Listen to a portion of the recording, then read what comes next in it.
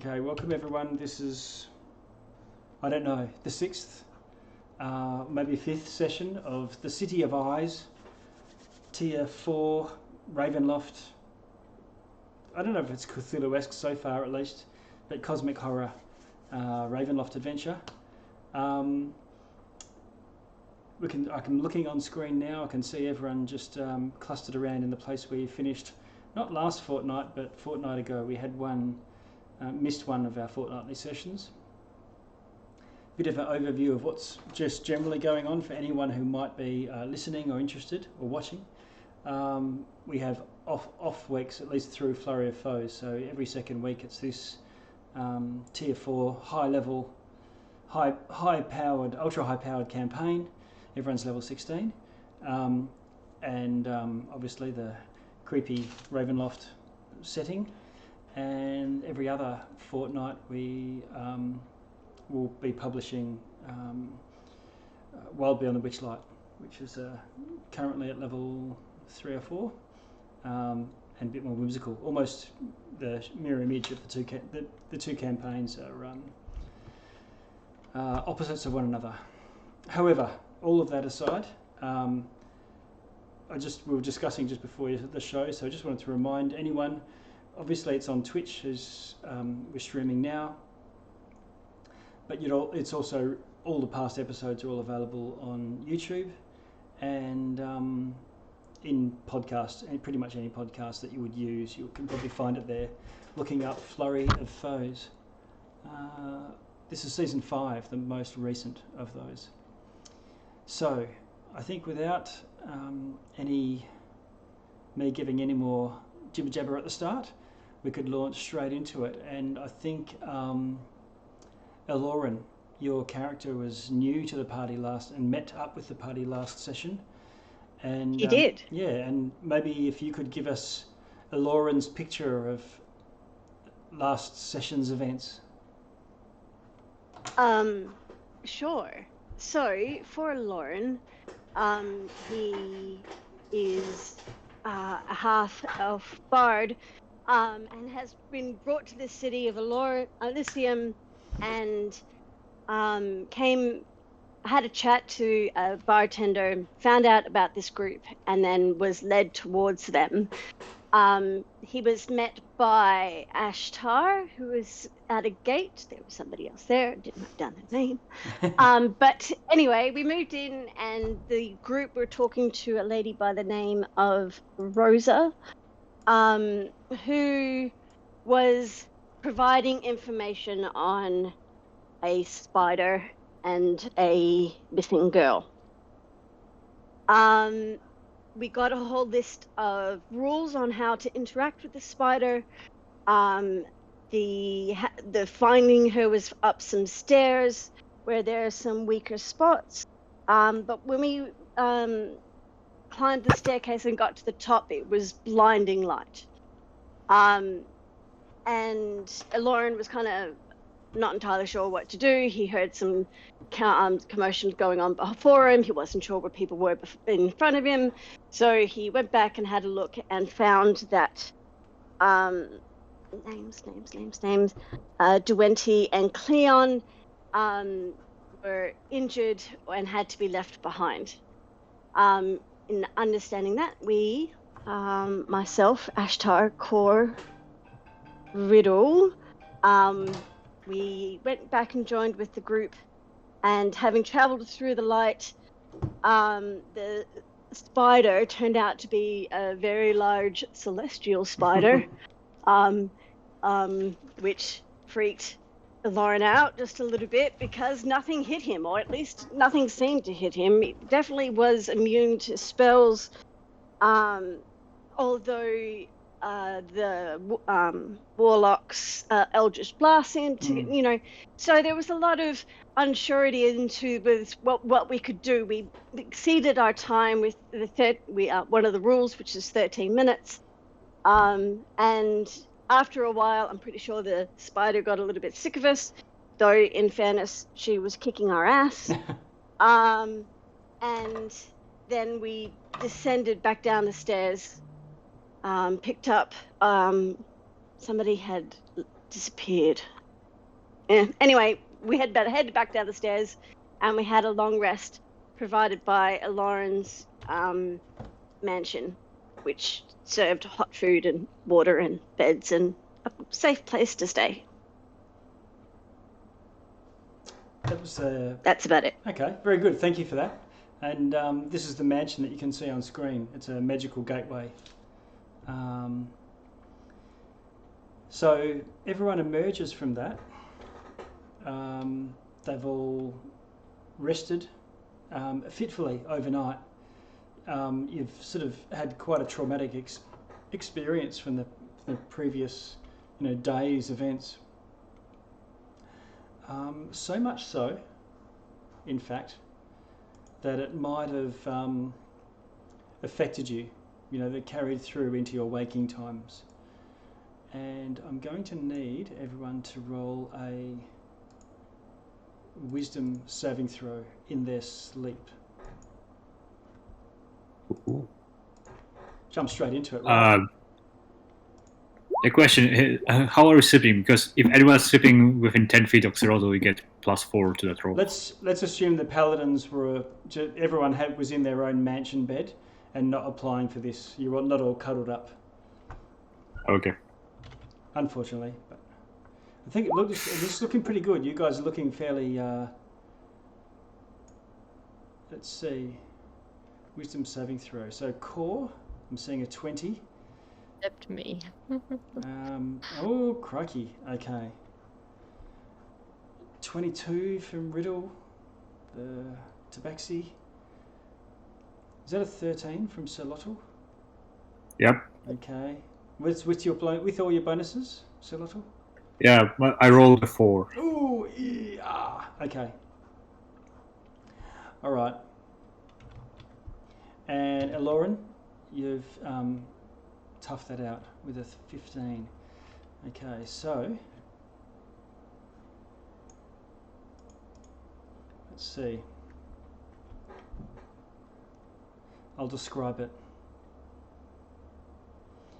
As you're drifting off to sleep, or in the depths of your sleep, you can hear the sound of a clock chiming, and something moving just out of sight, and you wake in, with a shock, in terror, calling out, and you feel like there's been something following you through this dark passages you've been travelling through. But every time you look, it's at the periphery of your vision, and you look to where it is, and it's not there. So it's just that something's watching you. It's out of sight, but you think you can see it at the edges of your vision if you don't look directly at it. And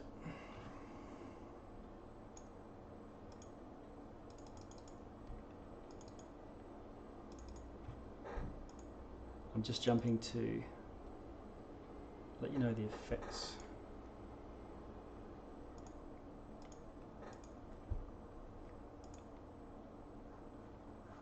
Okay.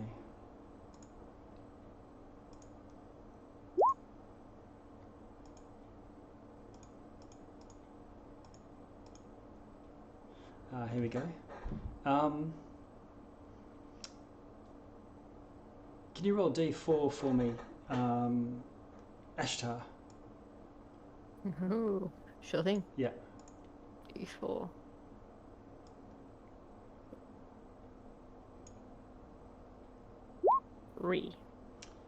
Okay.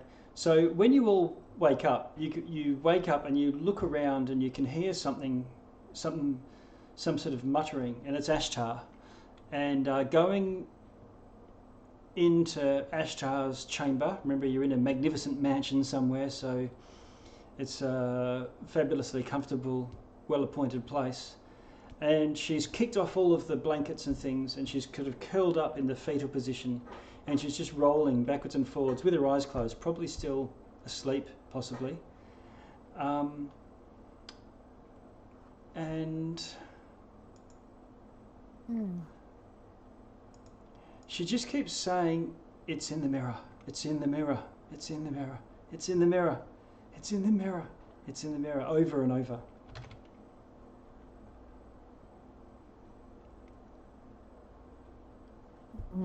Does anyone want to do anything? No. Let's see how it plays out. Just let her have that nightmare. That's fine. Don't wake her. Eloran, Sir Petrus, Eloran, and Riddle. All three of you are there, and you're looking around. Oh, wow, what's going on? And you He's gonna walk over and sit on the bed. Tail's gonna sit over the face and give her a quick shake. Wake up! Okay. It's a dream. Okay. Go on. And Ashtar does wake up from a jolt, and that's what you're now remember is you've woken up. You don't know anything about what you've been saying or doing in your sleep, but you remember that thing in the periphery of your vision. You all look around at each other, and Ashtar, I guess you sort of sit up on the bed and looking quite distraught. And you all notice that Sir Lottle's not there either.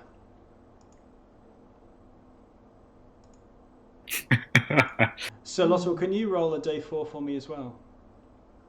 Sure.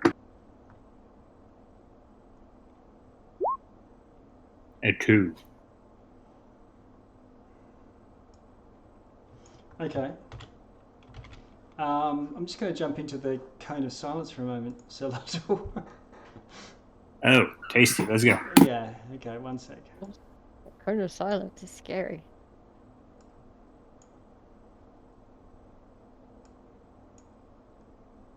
Okay. Sir Lottle. Okay. Right, so we've had this before. It's a possible short-term madness you can get. And you wake up feeling not violent, but just pissed off with everyone. And generally, it's like having Tourette's, and you're feeling grumpy, you're ready to lash out at anyone, not physically, but verbally. So you would just blurt out without care for... okay. Someone else had it when we were back in the garden, right? Yes. Kind of thing. You'll say as many hurtful things as you can to those around you. It's not just a big tirade. It's just Okay, I would channel my inner Karen as good as I can. Exactly. All right. Okay. Okay. Do you want to move? Can you move yourself back? Yeah, sure, no problem. Okay.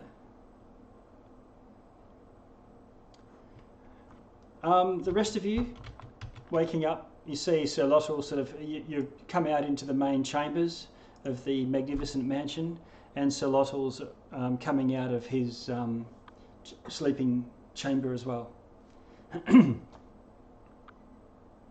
Sir Lottle, how fare you? What? How fare you? What is it to you, Meatblood? Our companion was troubled by nightmares, and I see your disposition has soured. It's not my problem. Indeed. Can we get going already? Spider's on the run. Yes. Coffee first, please. Just, You warmbloods and you black potions of lucidity. I'm sure they can pull up a chicken for you. Is it still moving, this chicken, flying around? Does he have to catch it? Proper enrichment is important. Absolutely. Hunt it down. Sir Petrus will begin preparation of a spell which he plans to cast surreptitiously on the lizard man. Okay. What the hell are you doing? My daily prayer, nothing to concern you. Suit yourself. And I walk out of the room. Okay. I will make an effort to cast upon him lesser restoration. Counterspell.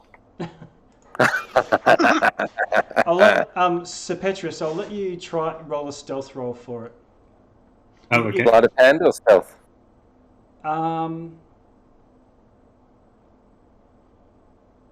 I think it depends on what lesser restoration is, because if it's verbal as well, you're probably going to try and do it while pretend you're eating your wheat bix or your eggs or something. And it is verbal and somatic. Yeah, okay, so let's use stealth then.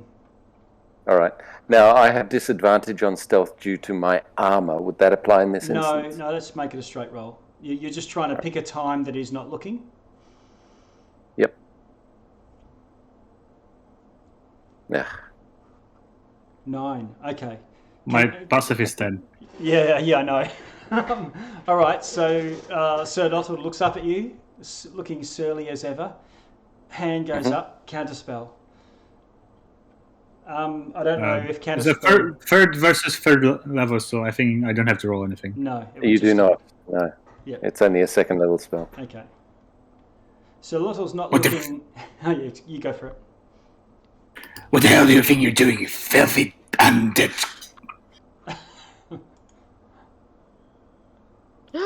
What did you just say? The scum, the rotting corpse, tried to cast a spell against me. What? So Petrus regards him coolly and silently.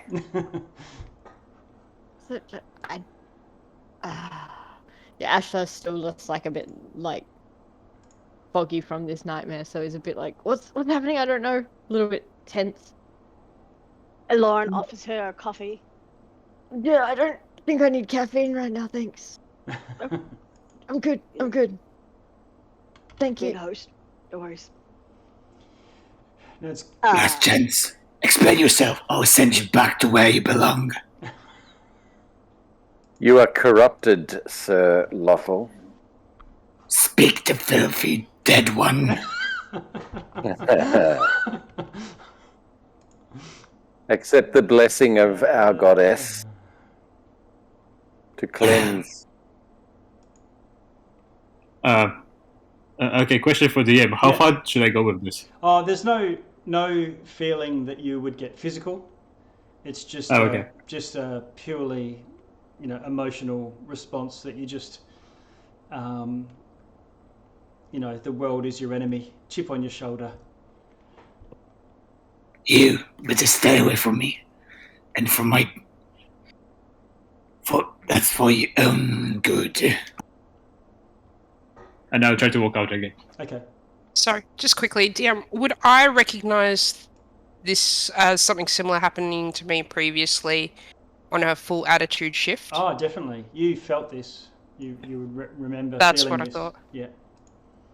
And I'm going to go, Sir Petrus, think quick, and I'm going to cast Hold Person on Zolotl. Oh. Yes, I'll follow that up with another lesser restoration. Yeah, counterspell for the hold person if I can. Yeah, okay. Hey now. I'm sure this is a little bit of a overreaction. Yeah. The worst thing that you can fight against when a high-level party is each other. That's the absolute worst. Okay, so Riddle distracts you with a hold person, which draws off your counterspell. You too, blah, blah, blah. You're all turning on me. And then suddenly you feel this divine energy wash across you. And this feeling of hatred just subsides. And you've sort of left there feeling a little bit sheepish and uncertain, not knowing what's going on. Riddle puts her ears back. Brother. Sorry, my friend, but I've been there. Sometimes you're not yourself here. Not very good in the morning either. I would greatly appreciate if you never speak of this again. Works for me. Chicken? Yes, please. All right. Roll. Make it roll. Feathers on, if possible. It is how you like it, We'll even run away from you if you wish. Yes, please. And I guess I will go and chase my chicken. Okay, so while Sir Lothal, with no euphemism at all, goes off and chases his chicken, Everyone else finishes breakfast, has coffee, washes away the dreams of the prior night.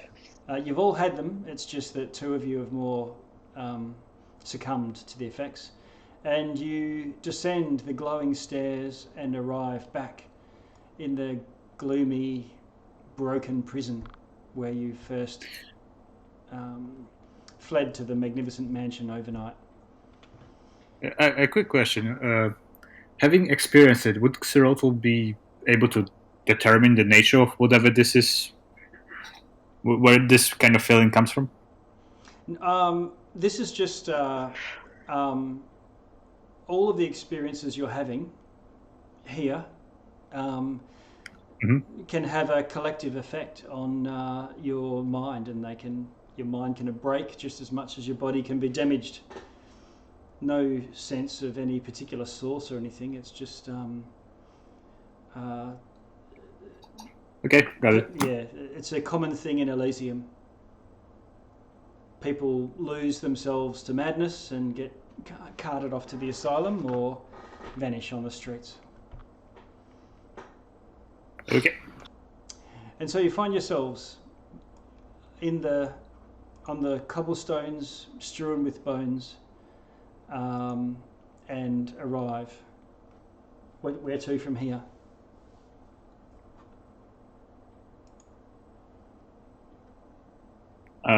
First, I guess I don't. I think we would discuss it like before taking a long rest, maybe. Yep. One question: does anyone have a smith's tools and proficiency with them? Smith's tools. Yeah, because my scimitar is damaged from all that acid, and I think Ashtar's armor as well.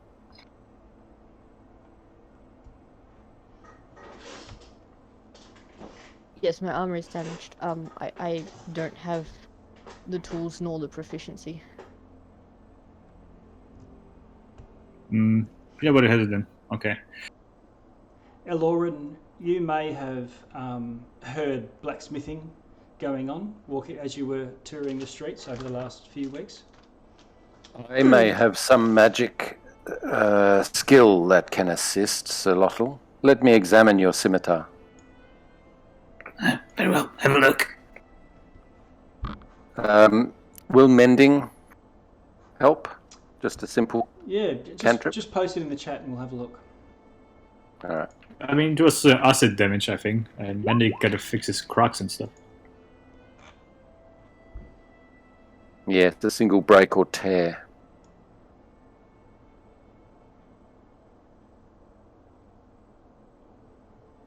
I guess it depends on how much acid damage. Yeah. Right. There is also Okay. the option of, going to a blacksmith Yeah, if I we mean, that's trust just them.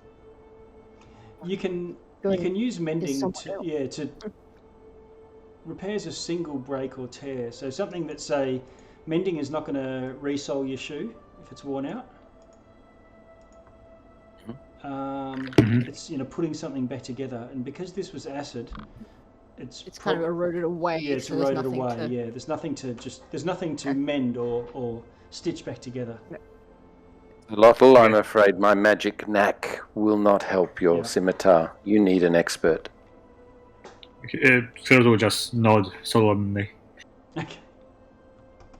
And the second issue I wanted to raise is Xerotl very, very much would like to chase after that spider if possible, and I guess it's up for discussion of the party if they want to waste time on this.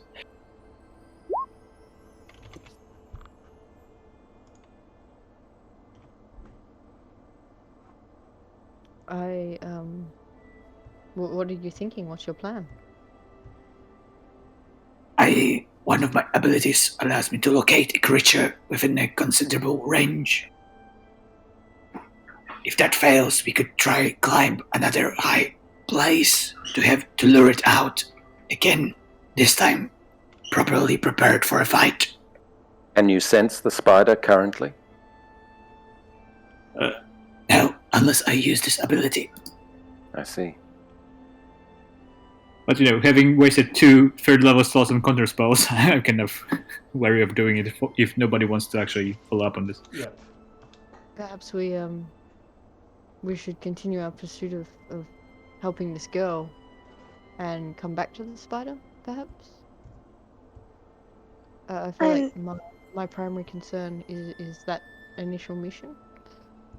I don't get me wrong, Solotl. I'm not particularly happy with this spider either, but I think we're not any better prepared now than we were going in. Especially as, damaged armor and weapons. Yes, I'm afraid I might have also cracked a tooth when I tried to bite it. Okay. Well, Very well, preparations first. You know the exit is directly to the west of you.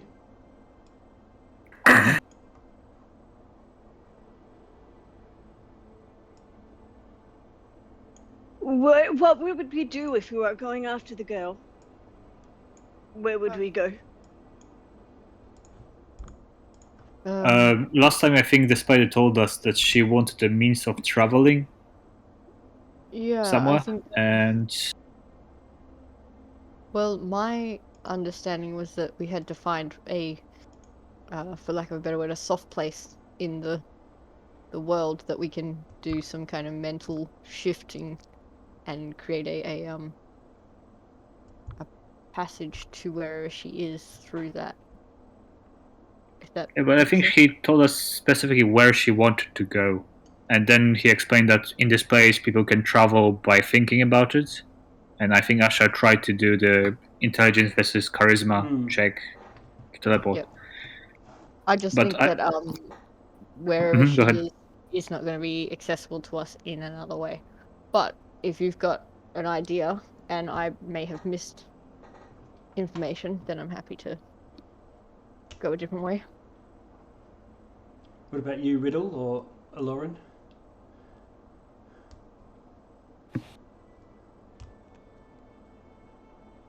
I thought there was talk of the library, because Sir Petrus confused it with the printing press, and the appropriate owners. I could be remembering that wrong, but yes, I remember the library now. Yeah, you did ask. Yeah, we are thinking as players a month back, and this has only just happened the evening before. When you were talking to Rosa, you were asking about information source. Where you could get information, and she said, "Well, there's Sneerian's bookstore. There's the auction house where there's powerful magic items are auctioned. Fiddle and Blinds, that's called." And she also mentioned the Great Library, which is an enormous trove of books and scrolls and information. Spider also referred to a temple for something forgotten. Yes. So the spider said that when Cecilia had her audience with Groblets, she was looking for the let me look. I think you hit the nail on the head there.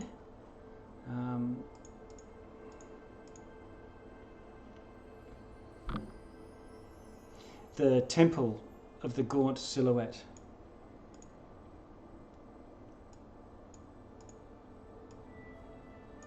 So did you say Gaunt Silhouette? Yes. Yeah. I'll put it in the chat. I think the cat in the Crooked Mansion mentioned that Gaunt Silhouette might be our only friend. Yep, that's right. Yeah.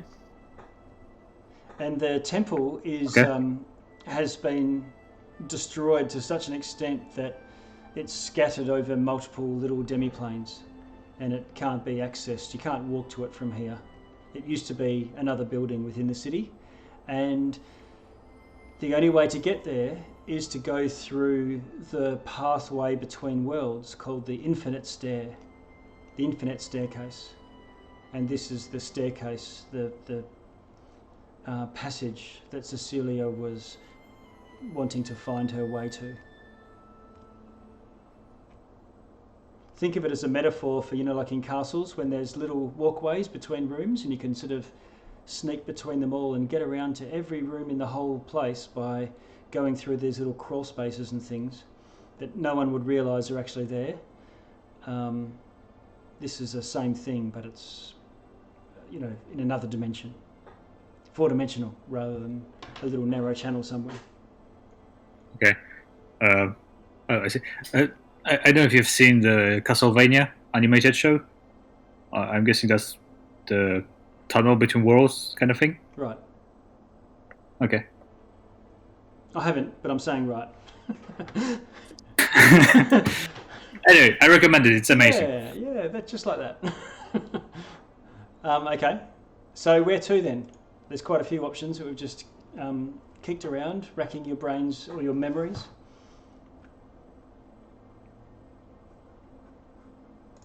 Lauren votes for anything but the spider.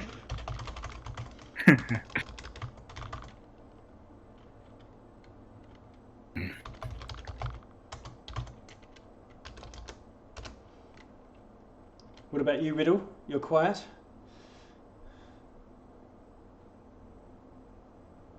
I think we were very underprepared for the spider, so I think we either need knowledge or to perhaps check this oddity store.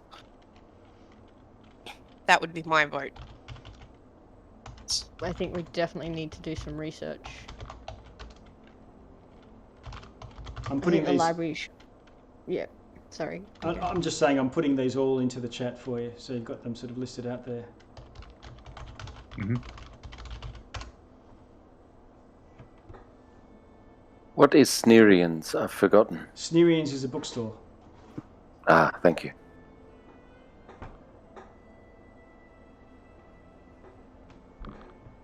Well, Sir Petrus would see the mausoleum or the library as worthy places to investigate, and I would postpone our next meeting with the spider, the Lottle. I don't think we are well equipped at present, and we also may have a timetable for rescuing this young woman. Agreed.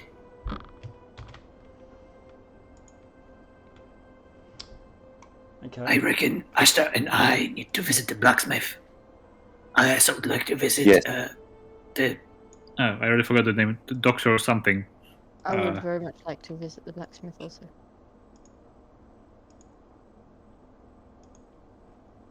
And I the believe, place with given the free nature of this accommodation. place, we should remain together. And if it is the blacksmith, we should go there as a group. But This city is Petrus, changing at all times. if we split, we can cover more ground. Yes, but we may never rejoin to complete our tasks. I feel like we may get lost in a place where base seems a little bit malleable. It's vote the just a parties. low-key classic horror line, so... I've shifted us. You should see now the map of the city that you've got. It's got the broken prison marked where you just come out. Cicero's bar and the Changing Faces printing press are on the other side of the lake. The Crooked House, the mansion of the Duchess, is just to the south of you, not too far away, a few blocks. And you don't know where the library or these other places you've been talking about are. The Petrus frowns for a moment and seems to recall the library being somewhere to the north in a similar direction to the printing press.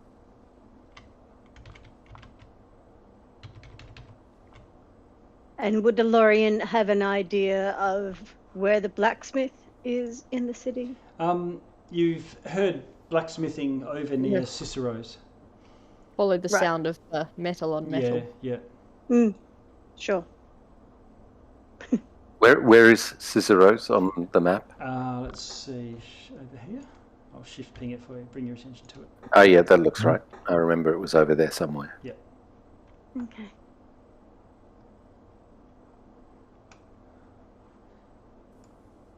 The way I see it, it's the question of what is the closest.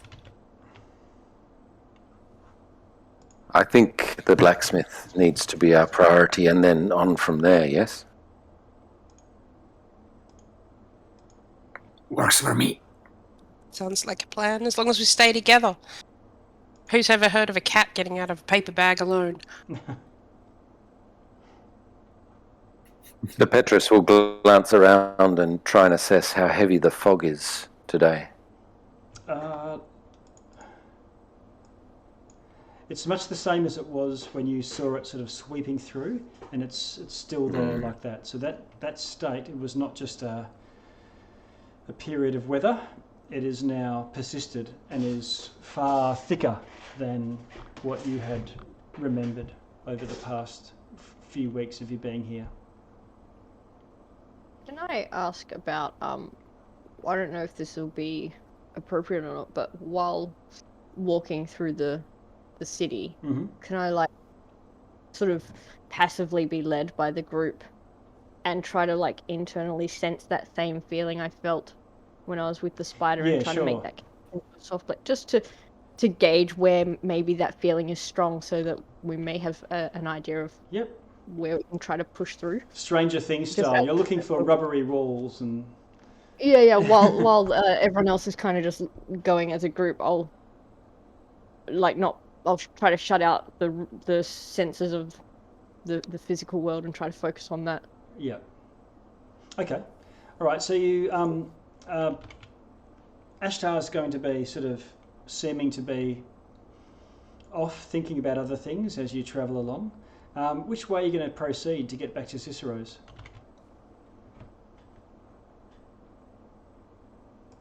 Back down and go across the lake again, or? I think. Which did we skirted around the north last time, didn't we? Yep. And then we initially, from the woman's house, we caught the ferry. Yes. Or whatever, the boatman. Yep. Right. Well, I think if we're going to if we don't have a set destination, do you want to sort of go through the city and find what we're looking for, or directly go across? How much silver do we have? That ferryman will want silver. I only have gold. No worries. I have plenty. Silver. I prepared last night, like before. Yeah, I have like 179 silver. Right. Okay. I've got I only have like 29 Yeah. silver. So you got a sack of it there somewhere, Silotl. Yeah. Riddle pats her pockets. Oh dear, I've got none. I'll have to go the long way. Yeah. So the party, it's pretty easy to navigate you around. You find, now that you've got the lay of the land, basically the city slopes downwards towards the centre. So as long as you keep walking downhill, you're going to be, you'll get to the lake eventually.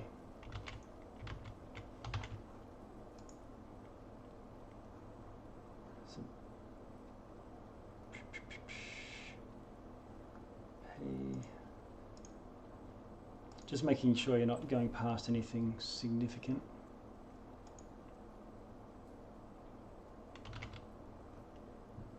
Okay, there is one thing I can type on here for you. Put another little dot.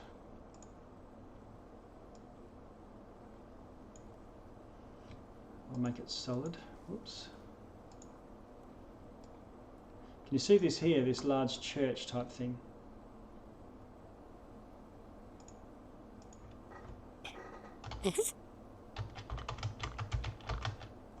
Steen. Ah.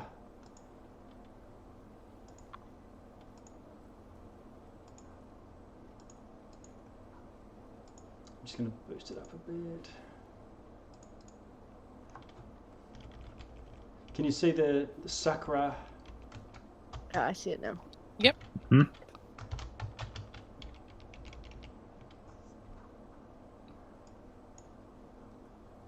Oh. Painful. I'm just trying to make it a little bit bigger.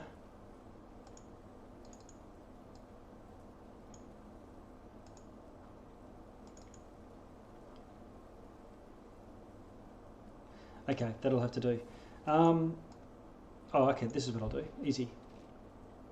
Sorry. For anyone listening on the podcast, this is just dead time. All right, so you go past a huge,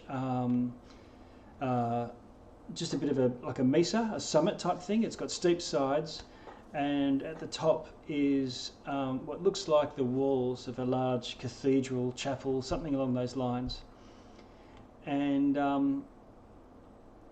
so once proud castle rising out of the mist, the walls are blackened and broken, as if by some sort of terrible disaster, oddly, for this place. And everything about it screams of just pain, despair and death. Something, you can feel it now, similar to what you felt, Ashtar, when you felt the walls, the between worlds. Here you felt that something terrible has happened. Yeah, okay. And as Not sure I want to go in there. As you enter, my nightmare is still weighing on me. And so you're walking downhill, and I guess you've maybe drifted a little bit to the right as you've walked downhill, and you know this to be the castle of Sakramara.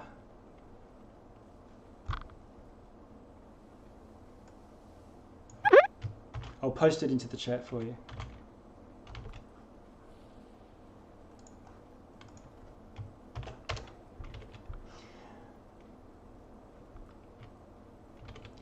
And a bit further on, just down the street, at the limits of your vision in the fog, it's not raining right now, just a sort of drizzle, you can see there's a figure in a trench coat looking at the ground.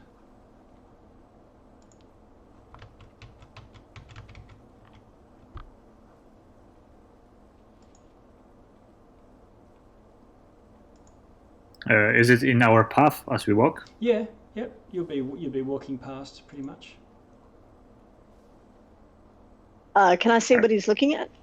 Yeah, you look down and he's looking at cobblestones and the water running over them.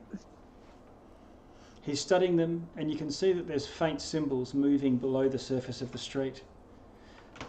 He looks up at you wild-eyed, and you can see he's got sort of very frazzled hair, as if he's just had a shock. He's got a crazed look, and his eyes are sunken and shadowed as if from lack of sleep. And he looks at you, and he says, "Do you see it? The signs are in the streets."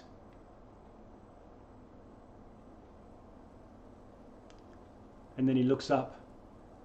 "Something bad happened there. Can you feel it?"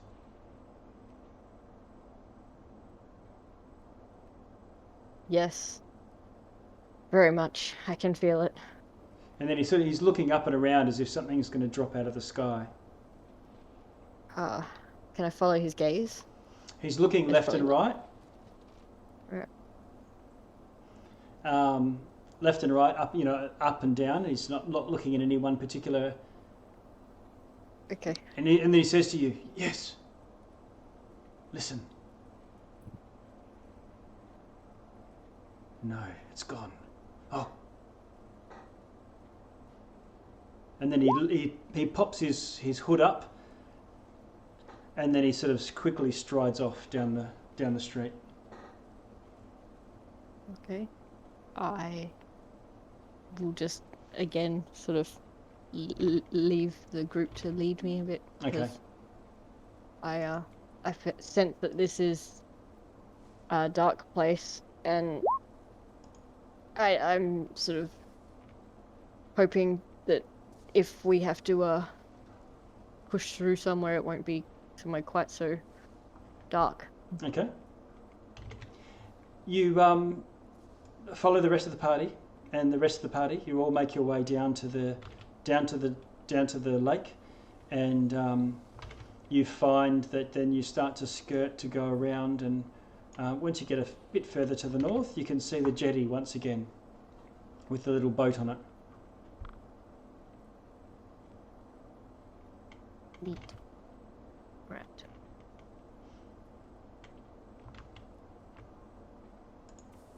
Are you going to keep just cruising around the edge, or are you going down to the little fella, ferryman? Are we to take the ferry, companions? I'm quite happy to walk, but I will go with the group because, this is a creepy place. Riddle doesn't Makes like it- water. Riddle doesn't like water, so Riddle always wants to walk, just not happy in the rain. Makes no difference to me. I am with you, Solotl. Land or water, both are the same. Let's walk. Okay.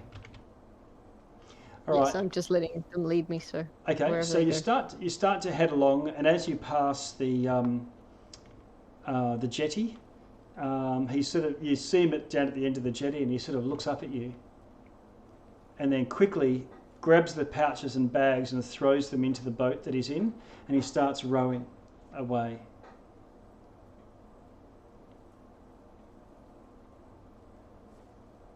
Very Must have another chicken on board. in a rush.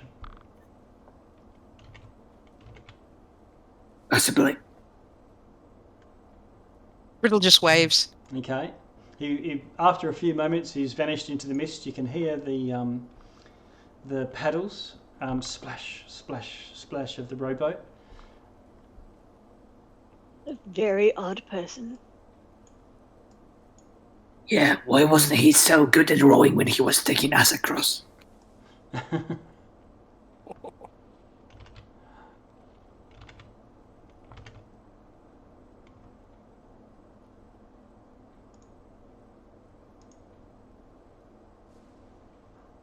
Okay. You skirt around the lake. A few hours later, get to the other side, and then start heading back up the same way that you came to Cicero's, and end up at Cicero's, and you can hear clang, clang, clang of a blacksmith at work as you approach the bar, off to one side. I want to.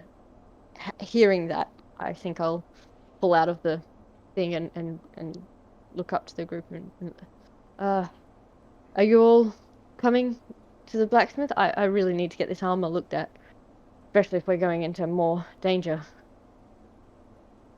I am, for sure. I also. I'm quite happy to stand out here if, keep a watch.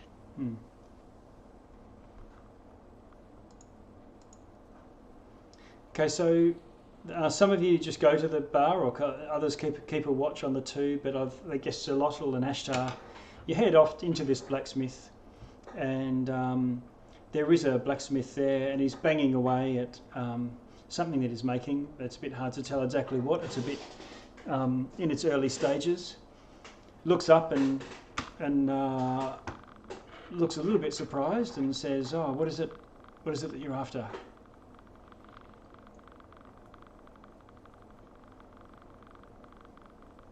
I look to Solotl. Do you want to go first? You have a blade? Yes? No. I hear in this land it's customary for the female kind to go first, for whatever reason. Oh, okay then. Good to know. I've heard that, but usually it's in a negative way. Yeah. Ashtari, what have you got? Damaged armor, is it? I'm currently wearing the armor. Yep. So I will approach the blacksmith, and I imagine it's just kind of like pitted, and that's kind of affected its structural integrity. Yep. It's like still there, but it's just a bit weaker. Yeah. It's one worse armor class at this point, isn't it? Yeah, it's just 1 point Yep. down. So. Okay. I will approach him, and if I imagine he looked up anyway, didn't he? Yeah. Yeah. So I'll just be like, are you able to repair? See this damage here, and I'll just like indicate where there's like all this kind of erosion and pitting on the breastplate, and just say, are you familiar with armors? Are you an armorer as well as you don't just make? And I look at whatever he's doing with like a confused kind of head tilt and be like, This is a sort of an inner city place. Yeah. There's. Yeah. I'm just like, is he making nails, horseshoes? I don't know. I wear the armor. I don't make it. Candelabra. Yeah. Some ornate like. bullshit. He says he can have a go, but he's not an armourer, and it might, you know. Would he do more damage? Well, he says he'll. It's more simple tools and things that. Yeah. Yeah, I suspected that might be the case. Do you know, is there someone more suited to martial craft nearby in this place?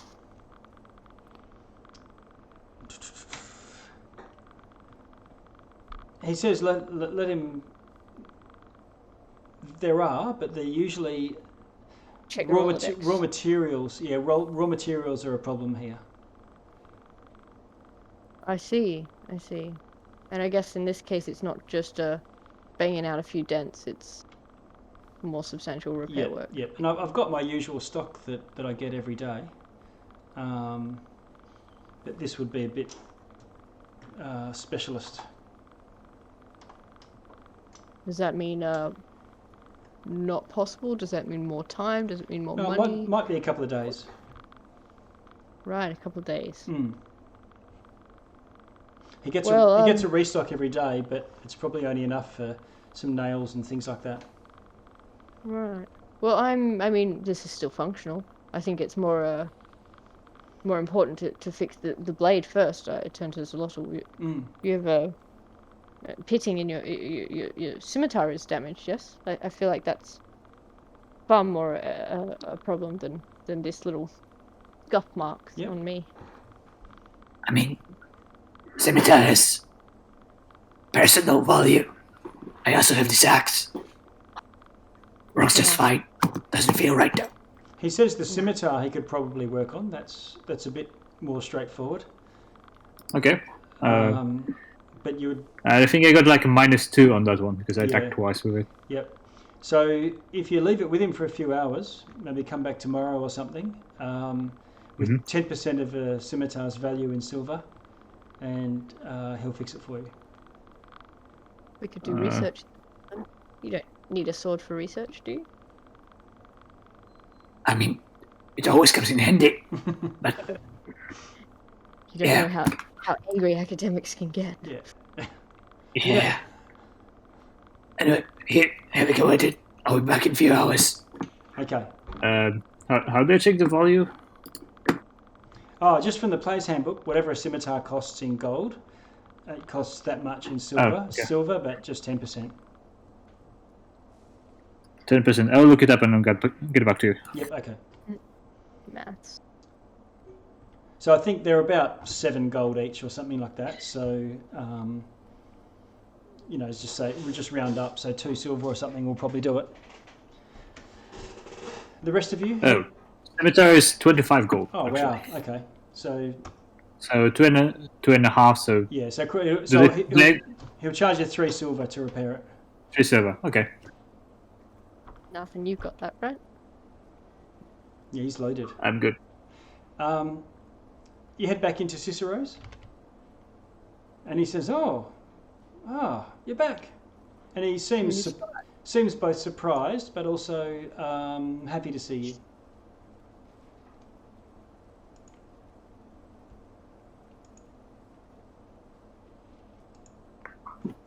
Yes. Drinks again? I would like to again sort of sit on the outskirts of this place, like near the door, maybe where I can see. Okay. And watch out just in case anything happens either out the window or out the door. Yep. While other people get their drinks and do what they're doing. What about you? I think Alora and you were waiting under the eaves, keeping dry and. Playing my lute. Okay. So are you going to head inside and grab an eye on the Sure. As I was just keeping watch for my 2 party members to come out of the blacksmith, so I would join them in walking into Cicero's as they did. But I'm not particularly interested in having a drink, so I'm just going to find a chair and a table I can lean against and play. Okay. Do you want to do a performance for me? That's not intimidating at all.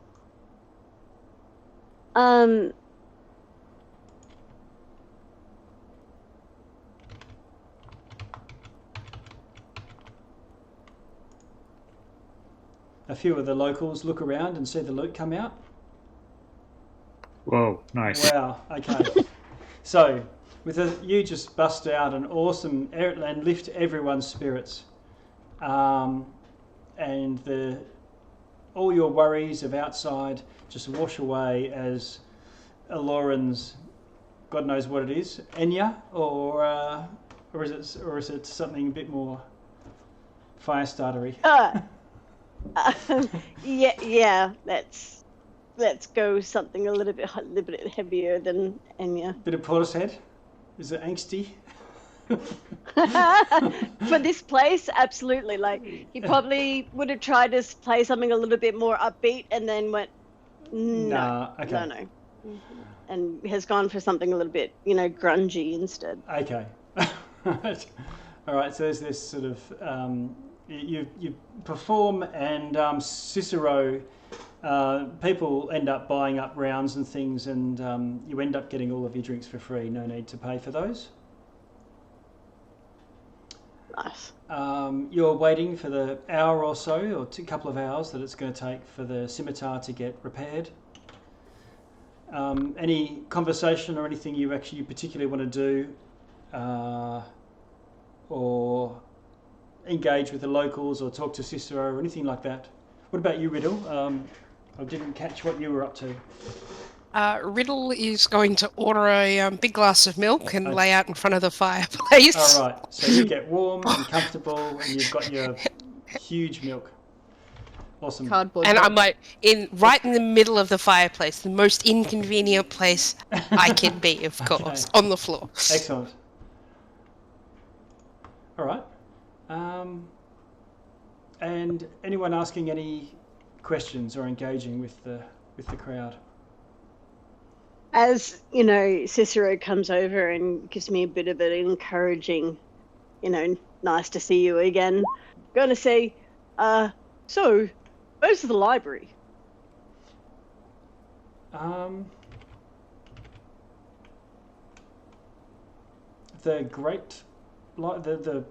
enormous.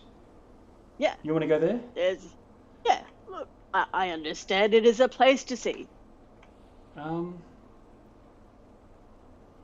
Okay. You seem unsure.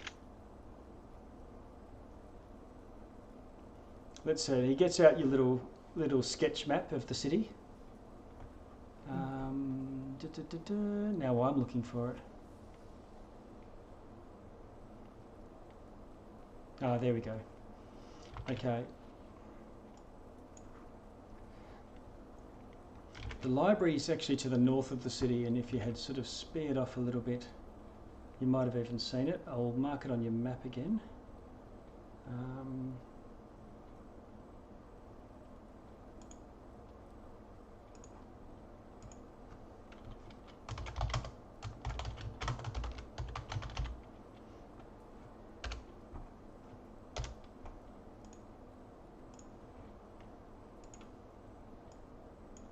Can you see the text appearing in the lake right now? Yep. Okay. Yep.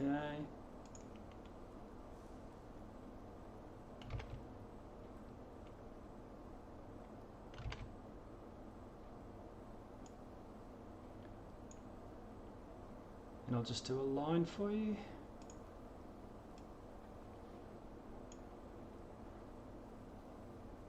So he says, yeah, it's not too far from here. It's to the north and west. Probably about halfway between the wall, the Great Wall, and the lake.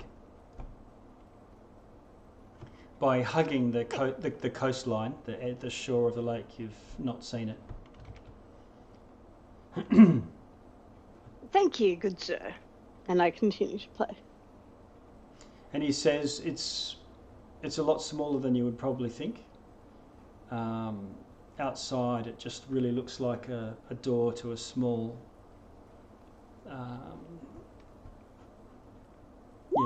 a small door between two buildings.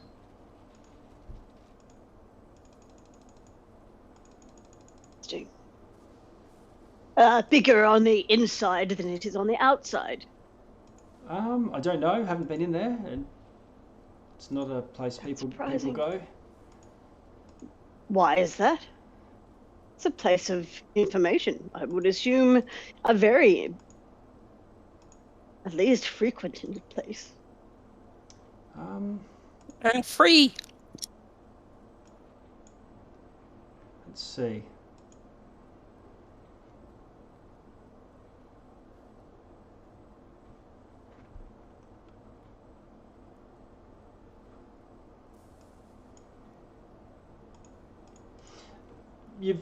I told you, not you, he doesn't know you, Aloran, but, he's met you, but of the unwritten rule.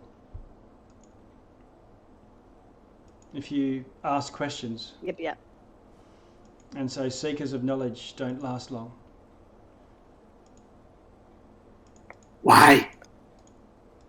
It's the rules we live by. But why? Why not kill whoever you want? Perhaps we should stop seeking knowledge. It is a good reminder. It's easy to Not miss. sure about. Sorry.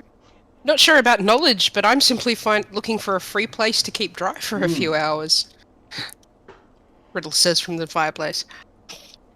There's a stretch of blank stone wall on a lonely street, and it's easy to miss. But if you can find a single door in a stretch of flat plane of a wall, that's the entry to the great library, and it's generally been safe from any real inspection since the beginning, really. Would this unwritten rule also extend to the bookstore? No, people do a trade at Snerian's, so I guess not, but I can't really say more, I don't know. Not a book reader. We keep to our own business, keep our noses down and stay out of trouble and don't go out at night.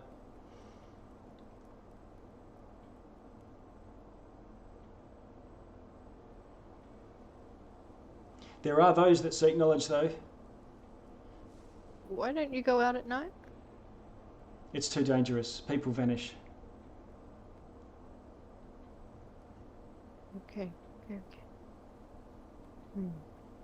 How can you tell if it's at night with all that fog?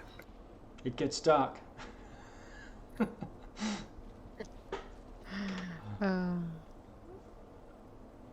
But I'm here, and my clientele are people like yourselves, investigators all. Sometimes they come down from the Great Bridge.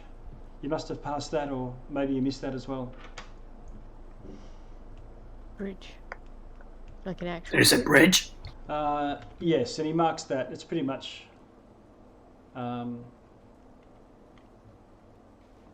can see on your map here there's this huge pillar just poking out of the water. Yeah. Oh, yeah.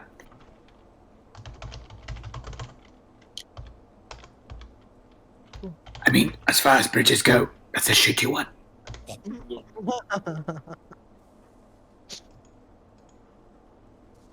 And he says there's a bridge, and every now and it just goes up.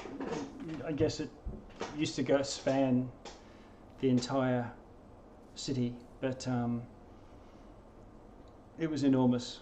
Most of the footings have broken and crumbled away, but the bridge continues up beyond into the storms above. This I look to the group at that, and this has potential to be perhaps the passage we're actually looking for. I thought you were going to say the creepiest place ever. I do agree with you. Oh, Why not both? It can be both. We don't really know where it goes. We call it the bridge to nowhere. Well, if you don't know where it goes, it should be bridged to somewhere.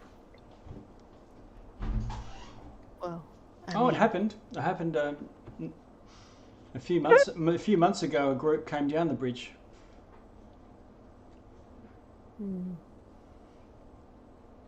Every now and then, strangers wander in from it. They all say they're from somewhere else, though. That doesn't seem to go to the same place. That's even more reason to name it bridge to somewhere. Or elsewhere. or anywhere. Just not here. Ashtar, you're feeling something. You're feeling. Your mind is emptying, and you're feeling a sponginess in the floor. Huh? Oh. Maybe if you thought hard enough, you might be able to even. Yeah. I'm going to just push into that. Okay, lean into it. Yeah, like fall forward. Yeah. And just sort of thinking about also this bridge place, and really kind of in my mind mentally finger that feeling and that softness, and see if I can sort of. Okay. Can you Push do? it. What is your intelligence? I don't know. You don't want to say it out loud. Do you want to? Can you? My intelligence modifier is 0. Oh, but what's okay? So straight intelligence is 9 or 10 or something. 10. 10. Yeah. Okay. So you've got a DC 10 check to make, and it's a charisma ability check. Okay. This is your conspiracy theory check, and you'd have to have low intelligence, high charisma. Okay. Oh no! 7. Okay. You Oh,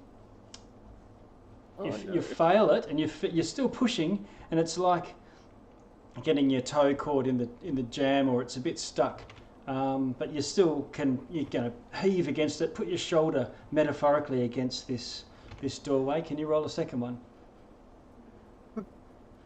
I'm just gonna get worse. Oh Yeah. no, that one was a nat 20. Okay.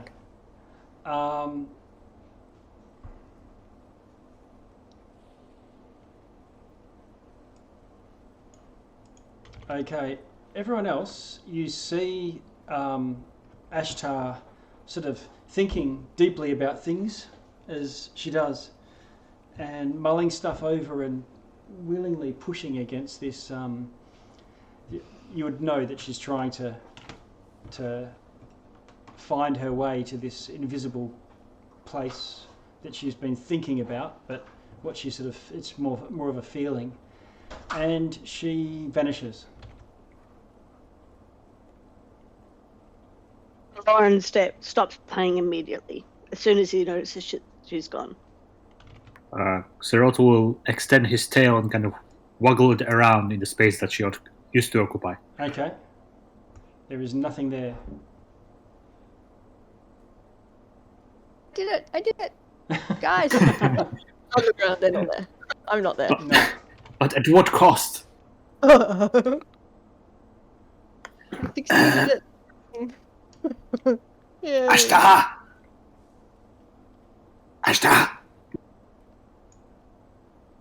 No response comes.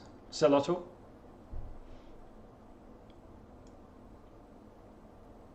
Okay, I'm all out of the ideas.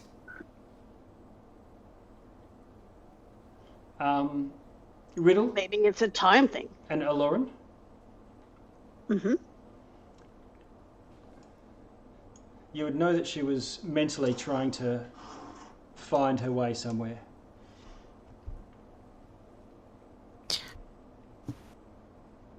I'm gonna get up and walk over to where she was, and then, because obviously it's worked. That's what Riddle's thinking anyway. This thinking has actually worked, so You can feel it too, Riddle. A sponginess in the world around you, and it extends pretty much to the whole floor, even where you came from, as you start to think about it. I'm gonna lay down on the floor, press my cheek, and think of her, and Okay. more importantly, being with her. Yep. Now, does anyone want to try? You can. Cicero sort of leans over the bar and says, "Oh, I've seen that happen before."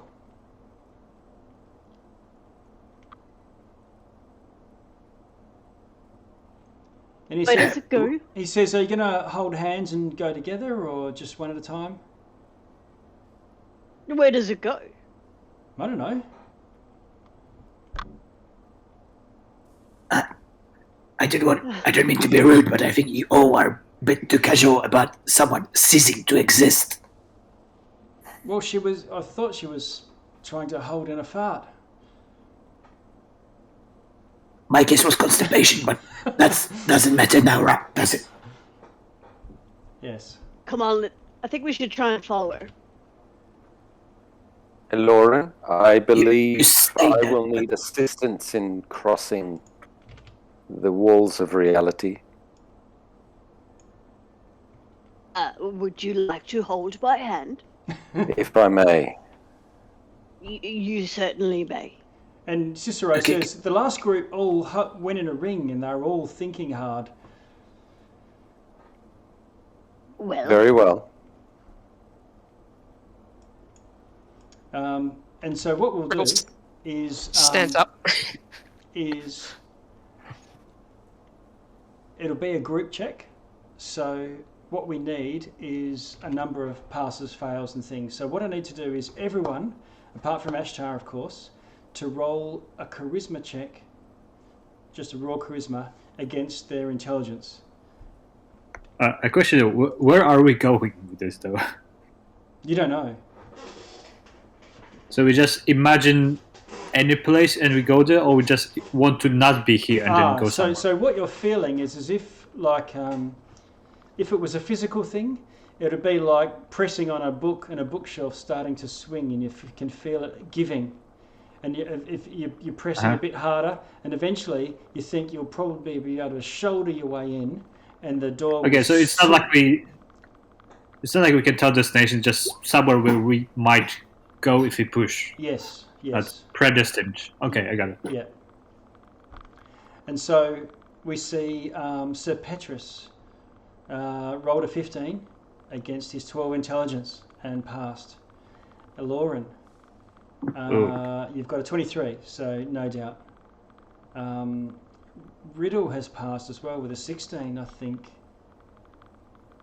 No? Axolotl is With 10 20 intelligence. Ah, great. So you've passed, and Solotl has rolled a 9. He's too confused. His intelligence is 10. Okay. So what's happened is the group collectively feels, your feet start to, the floor undulate. It's not actually moving at all. It just feels like that. So collectively, you've all got one pass. And can you all do it again? Mm-hmm.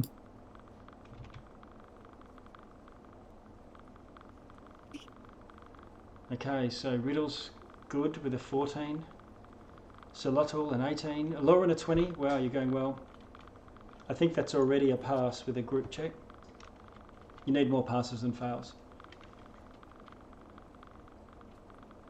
Ooh, and Petrus. But the rest of them, this is the benefit of holding hands, is 2 passes. Just because you're pulled along by those who succeed, as long as there's enough of you. Okay, one more check, everyone. Thank goodness we are all more pretty than we are smart. Yeah. We have a 17. Petrus, a 12. I don't know if that's a pass or not for you, Petrus. Solotl and Lauren are passing. Okay. So, I don't need to use the...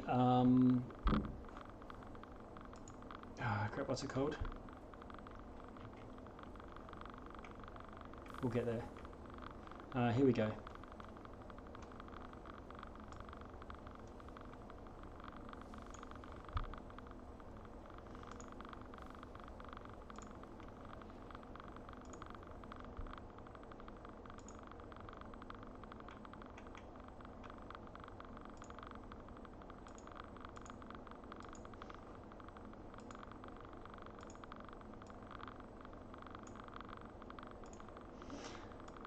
Okay. I'm just going to bring everyone in. Let's see.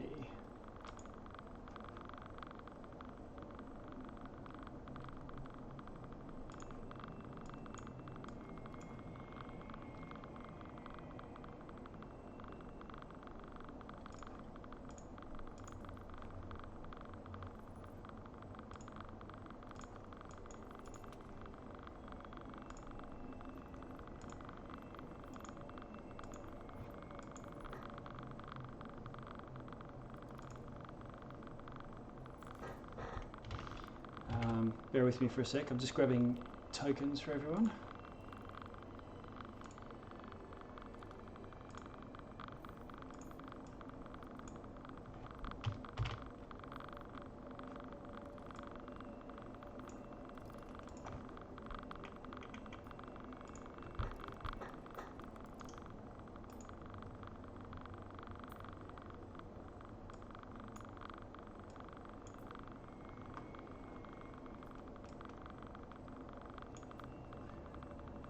Okay, and Ashtar, where are you? There you are.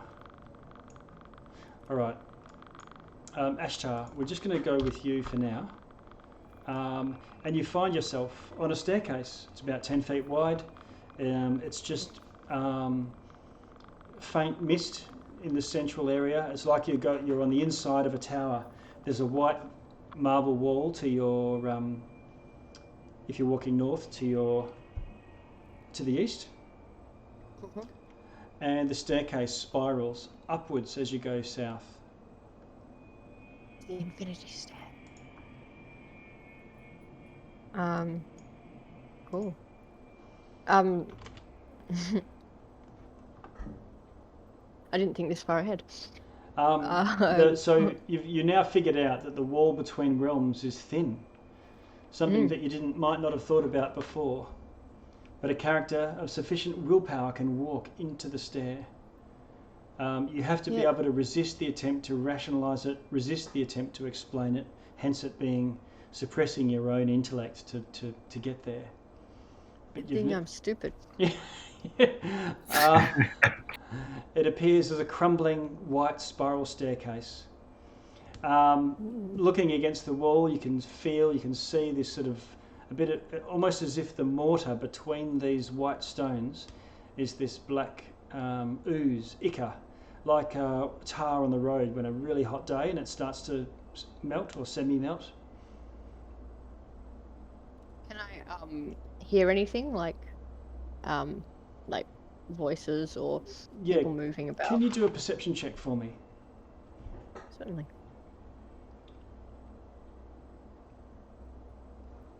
Oh, I got a natural 1. Oh.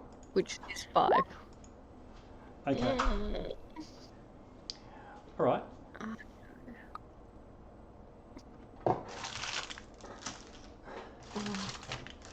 You don't hear anything. You do see scratch marks, as if something with a large claw has just dragged its claw along the wall, gouging furrows in the stone. Okay. Anything you want to do next? Not in particular.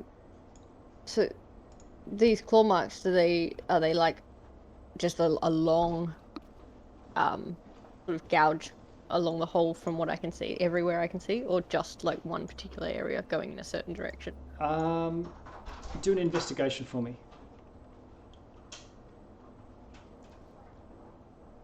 You're going to walk along a little bit, up or down? Yeah, I'll just have a quick look at those marks and sort of see if I can determine they go up or down. Not too far, like not a full rotation of this spiral. Yep. But just a little to see if they end sooner. Okay, how's your investigation? Oh, I got a nat 20. Okay. All right, so it looks... From a nat 1 to a nat 20. It looks crazy. It looks casual. It looks like a creature has been walking up these stairs. You're pretty much sure it's up. And... it's like dragging their hand against the wall. Dragging its hand, like kids might against a picket fence. Yep. That's exactly what I was thinking. Yeah. Cool. And you can also see claw marks in the ground as well, every so often. And they're just little short ones.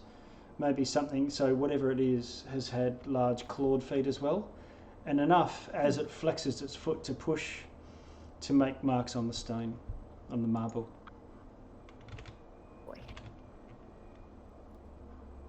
Okay. Yeah, I don't know. I think I'm just. Oh, I'm not really sure. And I can't hear any of the others or anything, can I? No. If I call. Hello? There's a bit of an echo. Hello? Hello? Damn it. Where am I? I mean, I have a sort of. I think I have some idea of where I am. Definitely. But I didn't intend on actually pushing necessarily without the group, but didn't really think it, You're just a little bit rash. just like And is now going, oh, wait, what? Now what? Exactly. Just like someone might lean against the wrong place and flip a wall. Yeah. Or like when you're like scratching at something and you're like, you know what you're doing. Yeah. But you don't think about the consequences. You're just kind of idly doing it. Yes. Yeah. Okay. So now I'm like, oh, crap. Where's the group? All right. You hear something coming from down the stairs. Hello? Hello? Hello? Hello? Hello? Yeah. Is it like maybe footsteps? A growling sound. Oh. Growling. Yep. I'm not sure if growling is friendly. And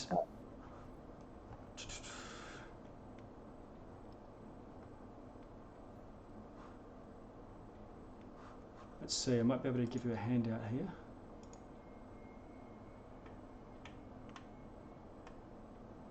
A creature comes into view, stalking its way up the stairs.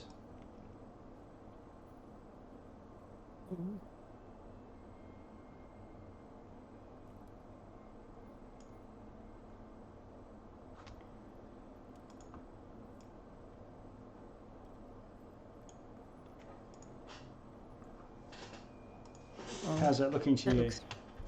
Looks spooky.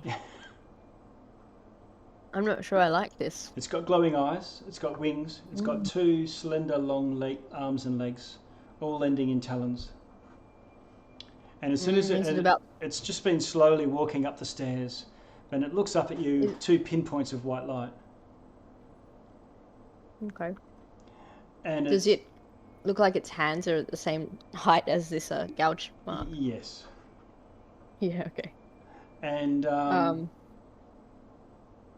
it opens its maw, and you can see there's some sort of purple light coming from inside its mouth, and it suddenly sort of launches itself sprinting towards you. It seems to emanate shadow. I'll get you to add yourself into the initiative roll. Come on, you've got this.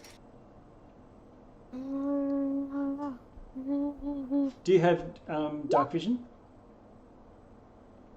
I don't believe so, no. Okay. So if I get too close to it, I won't be able to see anything. Let's see, I'll just roll a d20 and I'll have to add its...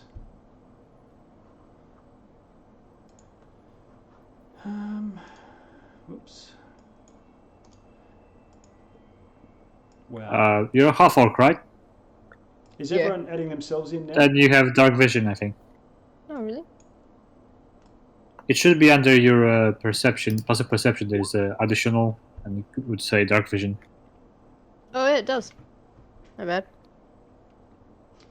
Yeah, I just couldn't see where it was listed. Were we supposed to roll initiative as well? Yeah, I'm just getting rid of everyone else because I've still got stuff in there, but I don't want to delete Ashtar's. Ashtar, what did you get? Oh, 20, okay. Just won't bear with me for a second. I'm getting rid of the spider. Okay, yeah, if everyone else could add themselves in. Okay. Party incoming. Whoop, Aruga. No bad.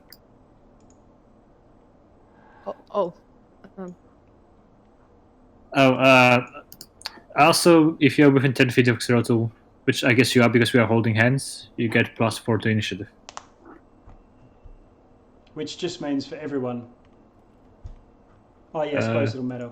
Yep, okay. We'll just add 4 into your rolls. You can probably naturally do that by editing your thing. I mean, +5 to initiative. Okay. So my roll is already counted in with the +5, but everyone else has to do it manual. Okay. Do you want me to do it for you guys? Let me know. Yes, please. Okay, so Yes, please. Riddle, you're a 16. Lauren, +5, you're a 12. And Petrus, you're going to be a 15, unless you've already done it. Okay. Descending. Okay, the thing on the stairs. It beats me.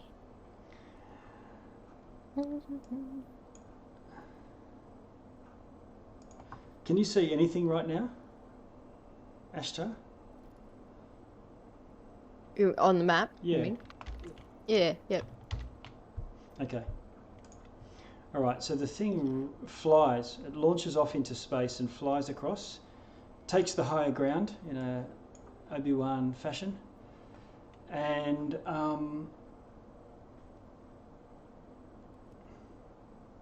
it looks at you with these horrible eyes, and you need to do a charisma saving throw. That was better than intelligence, I suppose. Yes. Alright, let's do this.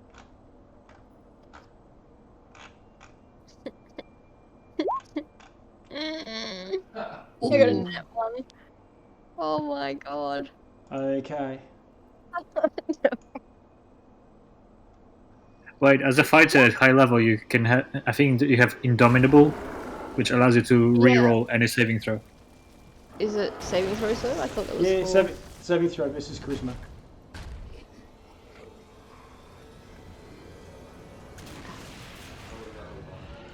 Yeah, I'll be like that. Indomitable. Yeah. Depending on your level, I think they get an extra one at some point. Okay, it's still going to be a fail. And what it does is it looks at you, only does 3 damage, but that reduces your maximum by 3 as well. Ooh.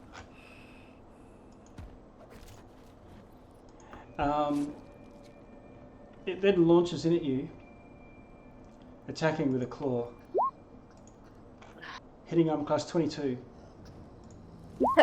Yeah. Doing 20 slashing damage. Ooh. It slashes again with another hand. Armor class 15, that's not going to miss, I guess. Raking against your damaged armor. And finally the maw opens and it champs down 23, doing 25 piercing damage with a bite. Ouch. Okay. And you find that as it's doing this damage to you, it seems to be getting stronger, fleshing out. These slender arms are sort of pumping up with your own energy. Ashtar, what do you want to do?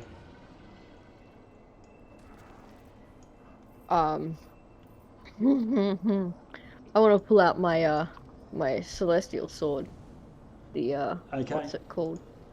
Perdition or something. Yeah. I can't remember. Solace. Remember to make the sound. Yeah, I can't. I can't remember what the sound even was. I can't remember either. You draw out your greatsword. Yeah. Roll to hit, I assume. Yes. Now I don't have that specifically in there, but I've got it as a greatsword +2, so the extra damage will have to be done. Okay. Separately. But 25 to hit. Okay, 25 hits.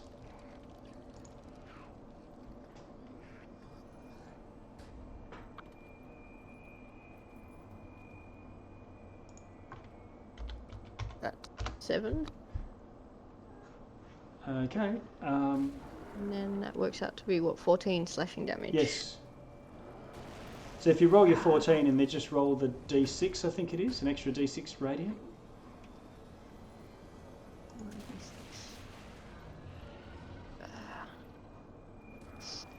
Radiant damage is a 6. Yeah. Okay. Second attack, I think. You're going to get 3 from if I Get 3. remember. So let's try to do it a bit more quickly this time, huh? Oh.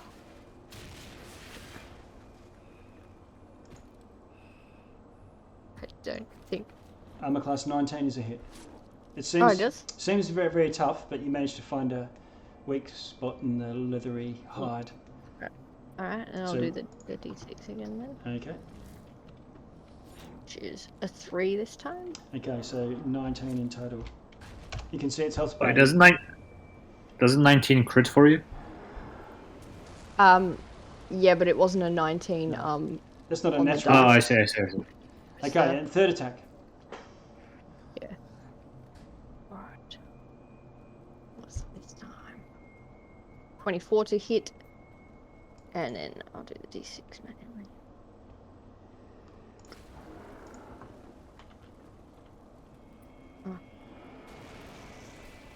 Okay, so 23 for the third one. 3 big hits. Yeah. All of them hit, taking huge chunks out of this thing. And then on Riddle's turn, your action this turn is your port, and you appear on the stair. Sir Lottle goes. I'm just scrolling through you all here, because it's how close you appear. Then Sir Yeah, so appearance is our action, right? Yeah. Okay. And then Aloran, where are you? And Cleon. Now, why is this all yellow? Are people emanating light somehow? It's very. So Petrus, I think, has some sort of aura going from the previous game. Ah, okay. All right, I can switch that off. Probably just a light spell or something. A quick question: can we still have our bonus actions? No, it's just your action this turn at the end is traveling between worlds. Okay, got it. Yeah.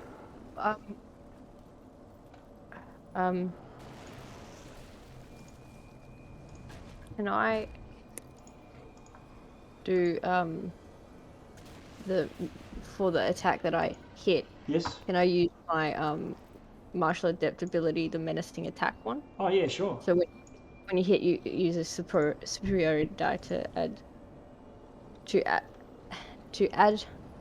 the total to damage roll, and the target must make a Wisdom saving throw, beating DC 18. On Okay. failure, is frightened of you until the end of the next Ooh, turn. okay. Yep. No worries. Okay. So I add another D6 to the damage as Yeah, well. roll your d6 to the damage. And And it then seems if definitely perturbed by you. It's a bit hard to tell whether it's feared, but you think it probably is. Yeah. So yeah, that's an extra 4 damage, and Alright. it's frightened. So you're in there, pound, pound, pound, doof, doof, doof, and aggress it. Yes. Hi guys. And then boom, boom, boom, boom, end of turn. Let's see.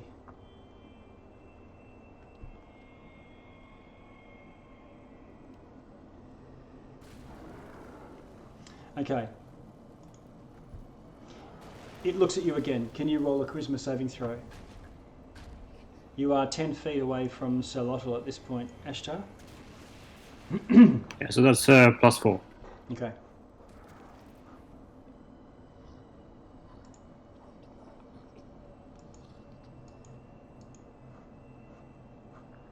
How'd you go? Sorry. Sorry. I didn't realize. 16. Right? 16 is a pass. So it just comes in at you. Now it's going to have negative to attack you. And Xerolto is gonna use his Vigilant Rebuke to deal 2d8, I think, damage. I'll post it in the chat. Just give me a second.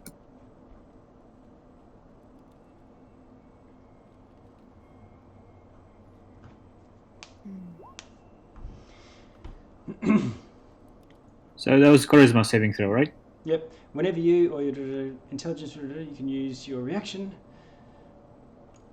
to force damage to a creature that falls to saving throw. Okay, so it takes, roll your 2d8.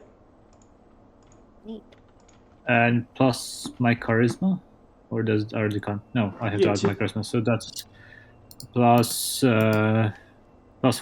4. Okay, it takes an extra That's so 17 damage 17. when you tell it off sternly. Mhm. Daring to attack Ashtar. Now, Ashtar. Hey, none of that. Ashtar, what's your armor class? My armor class is currently 18. 18. Okay, so he attacks you with a claw, misses. Attacks you with another claw and misses, and attacks you with a bite and hits. Doing 21 damage, Ashtar. It's disadvantage because it's frightened of her. Yeah, I know. A 20 and a 13. That's why it wasn't a crit, that last one. Yep. Oh, So, now I'm angry. Etienne, it's your turn. Miss Angry. Okay. I am gonna do the same thing. I'm Okay. just gonna bash. All right. Just Just roll all 3 to hit rolls. I think you're going to need them. You can see if you can see by the health bar. yes. Where's sorry. Okay. One hit. You have advantage if it's still frightened, because I think that's until the end of your turn. I don't think you do. Okay.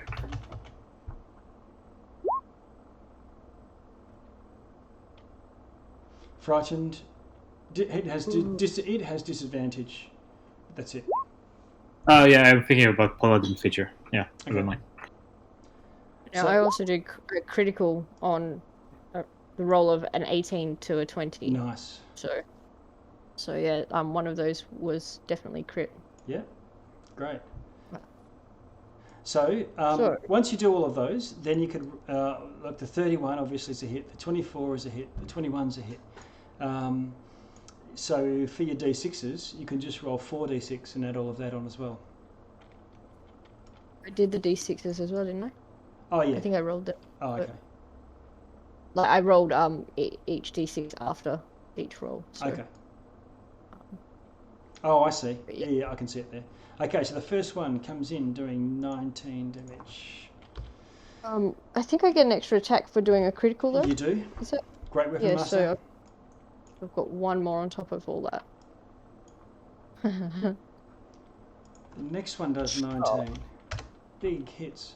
Doof. So that was a 16 hit though. 16 misses. Yeah, so that last one is a miss then. Okay. And the third one. Yeah, what I was saying is the third one, because of the crit, should have been 2d6 rather than 1d6 extra. So I've got an extra D6. D6. Yep. Right. Sorry. So 25 for the critical, plus whatever the d6 is. When I roll damage dice, I can re-roll 1s or 2s though. Oh, nice. So I'll just re-roll Yep. re-roll that. Yep. I said 2. Ah, Does it happen again? no, it's not. It's you take the other Yeah. roll. It's possible to roll a 2 and then roll a 1. Yeah. Okay. Okay, it's badly injured. Riddle, what do you want to do? I am. Ugh. I'm gonna throw some Eldritch Blast, I think. Okay. Now, do you ignore cover? I've got the spell sniper. Yeah. Okay. Great. Go for it. Do natural rolls. Okay. 15. 15's a miss, unfortunately. 30's Two, yeah, 30's a hit. and 3. Okay. That one hit. Yep. And then that.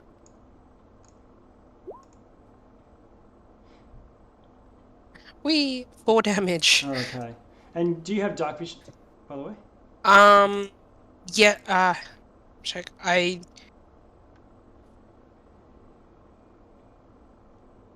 I have dark vision up to, with my and Devil's Sight. Devil's Sight. Okay, great. Yep.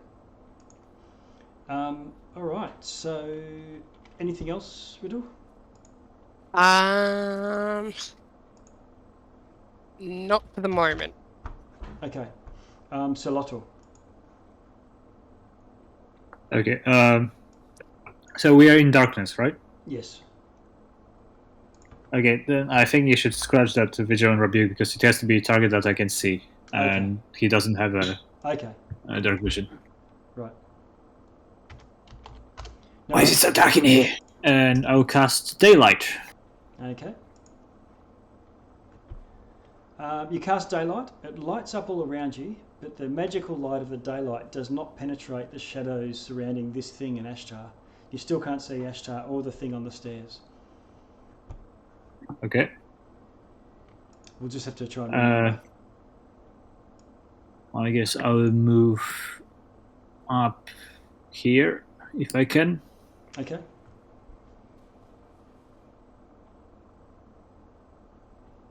And you can tell that there's a thing there, but you just can't see it. Okay. As a bonus action, I'm gonna bite it with my Hungry Jaws. Okay.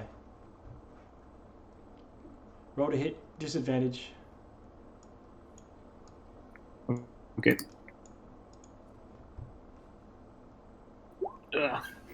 Okay. Does it hit? 21 hits. Okay.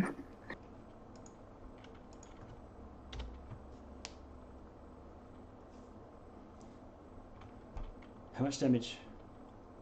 A whooping 6, I think. Okay. I don't know why it's not showing. Oh, I didn't let the animation finish. Yeah, there you go. Okay. 6 slashing damage. All right, you bite it, chomp, chomp, chomp, and you feel like you're doing damage. You know, there's material stuff there. It's not just all shadow and whatnot. And I think that's your turn, Sir Petrus, followed by Alora. Sir Petrus. I will cast a 3rd level spell. Okay. Spirit Guardians. I will then stride forth into the darkness. Okay. Now the Guardians don't cease to exist, but the light that they emit, if they do emit any light, don't. That makes Luckily, sense? I don't need to see the target for my Spirit Guardians to affect it. Yeah. And the Spirit Guardians, that's a... I'm trying to remember, what's the radius of that? Let's see, 15-foot sphere.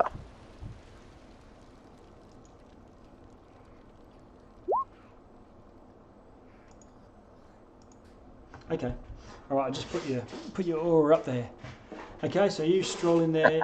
You've got your spell. The ghostly images are swirling around you.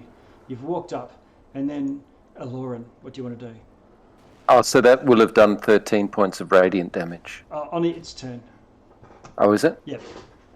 At the start of its turn. So it will happen before it gets a go. Gotcha. Aloran. Can I see past over here? So at the moment, everything in front of me is black because of the darkness. Yes. No. Spirit Guardians. Aloran. Daylight is on. So look at Daylight. Can you see in... Gotcha. Do you have dark vision, Aloran? Yes, I do. Okay, so yes, you can see. There's no line of sight, though. Will the dark vision pass through the sphere of darkness surrounding that's the where creature? I'm. Yeah. So the dark vision, you can see through it with your regular dark vision. It's just light doesn't go through it. Gotcha. Then I am going to. I'm going to say to Riddle, do you trust me? Trick question, Riddle. Do you trust Aloran? You can shout a quick response. Probably shouldn't. I'm gonna cast dimension door with my hand on Riddle's shoulder, and I'm going to take us over to the other side. Okay, so boom, and Riddle, boom. All right, in a little bamf, you both disappear and vanish, and now you've got the thing surrounded. And I'm going to give a little bit of a quiet pep talk to Riddle and go, see, now we're on the other side. This is going to work. And give her inspiration. All right. Fantastic, thank you. Cleon is still with you, and he backs around a little. Actually, no, he can do it from. No, he can't. He casts a spell, but you're not sure of what the effect is. It's just not a visible one. Probably a protective one or something. Glenn's still with us? I thought he was dead. No, it was Durenti who's dead. Oh. And the thing on the stairs. Now, this fear. Ashtar, can you tell me about it?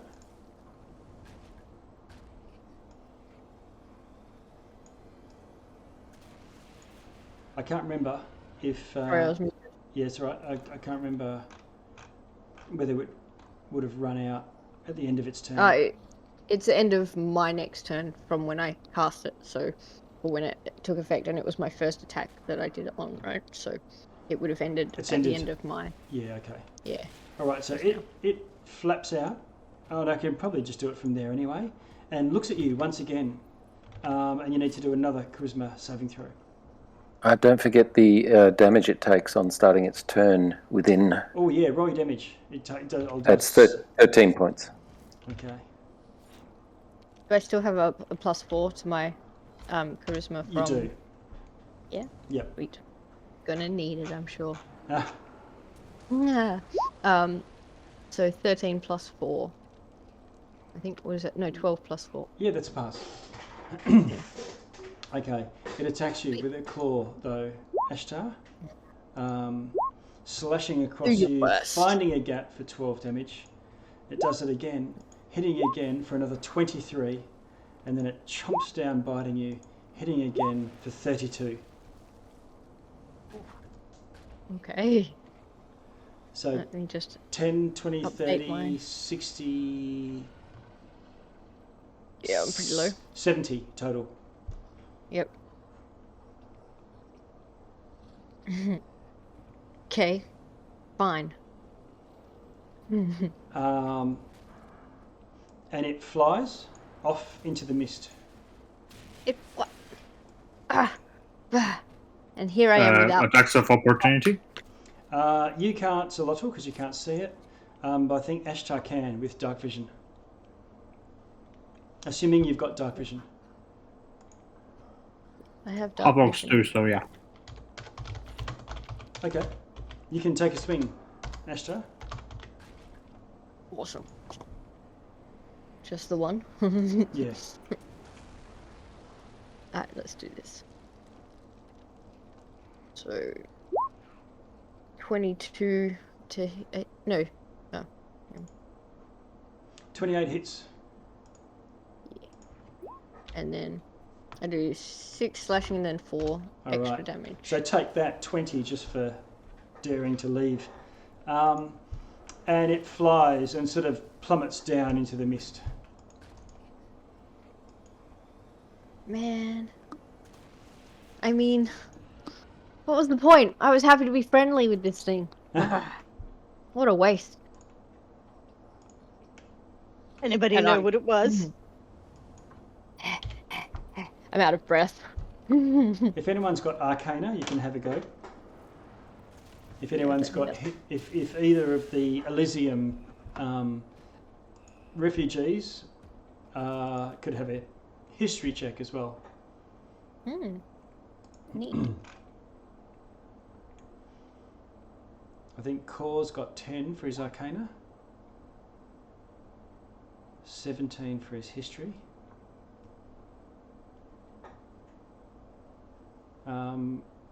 What about Aloran? You've tended... I can't remember if you've got... Arcana or history? I mean, I have half proficiency in both, but Okay. You can roll an Arcana and a history. You've taken the penalty of, being a bard. You should get the benefit. 16 and 5. Okay. So, Petrus, you think that the shape and the description of this thing is something that you may have heard people talk about.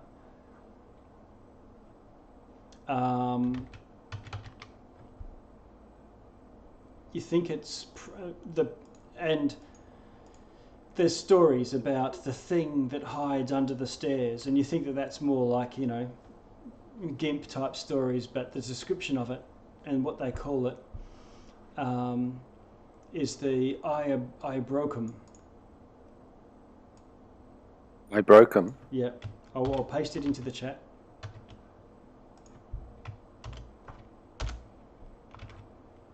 Okay. I share that knowledge with the group. And this is a history check that you're thinking of, and so it's probably a fairy tale or children's tale about the Broken lives under the stairs and snatches you. Pulls you. so back. boogeyman. The boogeyman. As we are in. Whatever it is called, I'm sick and tired of all the creatures here running away instead of dying as they should. So Petrus, there's something a bit perturbing about these stories. Is the Broken can't be killed in the folk tales.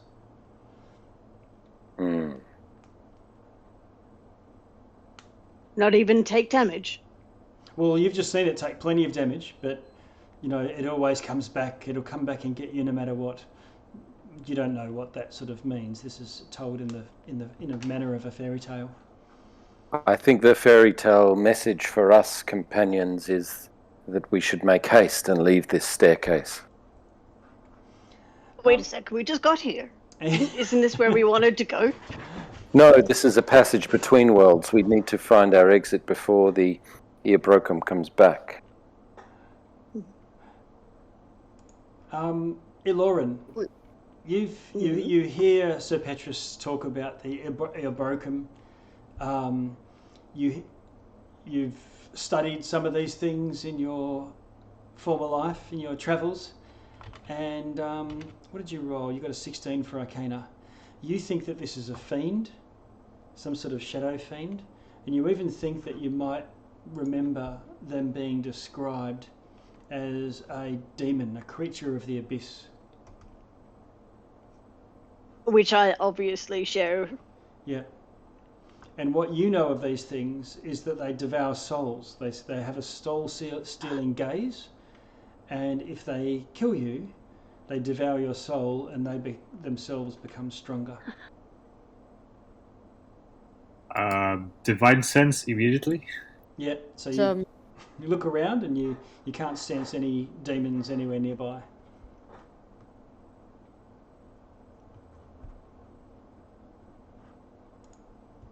Well, as we got in here, I mean, it's not suggesting we have to hold hands the entire way, but if this is a soft spot one way, maybe it is a soft spot to the other.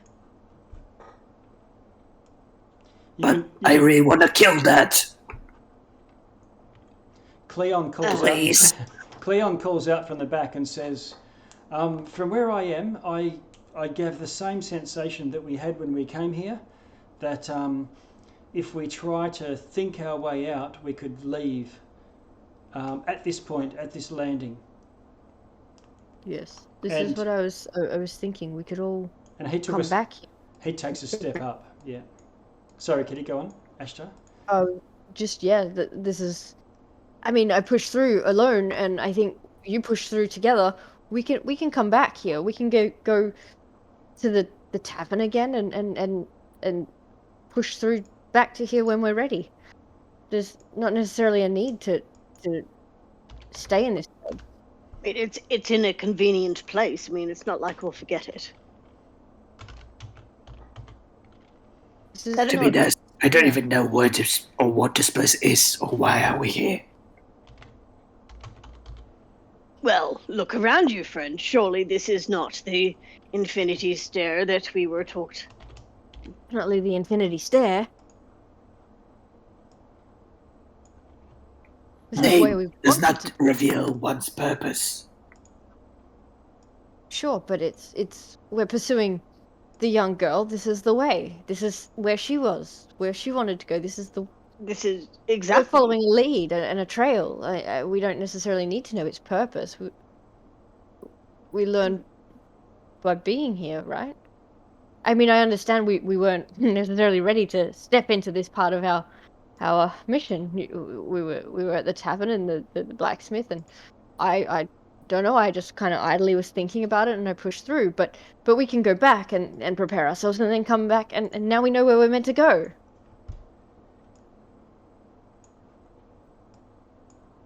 Perhaps a question arises though. When we leave, where do we leave to? Can we go anywhere we desire within the Elysium? Or we I go think back to the same spot? I think that's the thing, though. We go where we think we want to go, right? It's willpower and thought. It's not constrained by physical space. I don't think it has to lead to the same place. I don't think one doorway is always going to be the same location. It's we think Then the about the follow-up tavern, we go to question. the tavern. Where did the girl want to go from the staircase? To the Well. temple. I think so, but I was going to just think of the girl and hope that it would take me to her in the same way I assume you all were thinking of me when it brought you here. The girl is up. Let's head up the stairs and see the next landing at least. I agree. But, you know, yes. Sounds good. There is a landing behind you, so there was probably a 10 by 15 space where you appeared, but all that you can see now is stairs. So Petrus has sort of walked past and just headed up, and Sir Petrus, you can probably see a landing bit above. And can I see a spiral of stairs up in the centre of this place, lit by the daylight spell? The daylight doesn't penetrate the mist, but you can definitely see within 30 feet or so beyond, the staircase continues to spiral upwards and downwards. See. And you can tell, at least from the luminescence of the light, that the penetration from the daylight, it goes both up and down. You're investigating this, Petrus, and because you're at the front, I believe, right now, and looking up, you look up and see the daylight spell way above. Does the daylight require concentration, same as the? No, okay. I don't think so. Okay. And you look up, and that's fine, but you look down, and you see sprinting a globe of blackness approaching from beneath. Up the shaft or along the stairs? Up the shaft. It's just flying straight up the shaft. I call a warning to my companions. Okay. Does it look like the same creature, the Earbroken? It does. Well, What? Sir Petrus, do you have dark vision? No, I mean No. the sphere. Does it look of a similar It's size? the same shadowy shaped glob. Yeah. Yes, definitely. Do I have I'll time say it returns. Advance to the next landing. Do I have time to drink a potion of healing before? It's trying to surprise, but Sir Petrus's passive is too high. So it's going to launch onto here, and then you can act. The lowest there is Cleon. I'll just roll a d20. I don't have his sheet on me, but that's going to be easy to approximate. And so Cleon, we'll move on quickly from this because I don't really want to just fight myself. Let's see.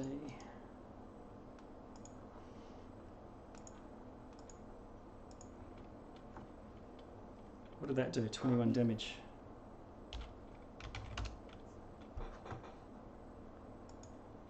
Okay. Oh, sorry.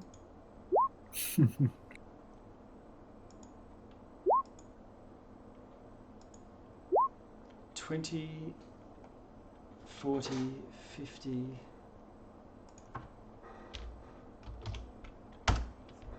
Okay, Cleon grabs him with one of the claws as a grapple and claws and bites with the others.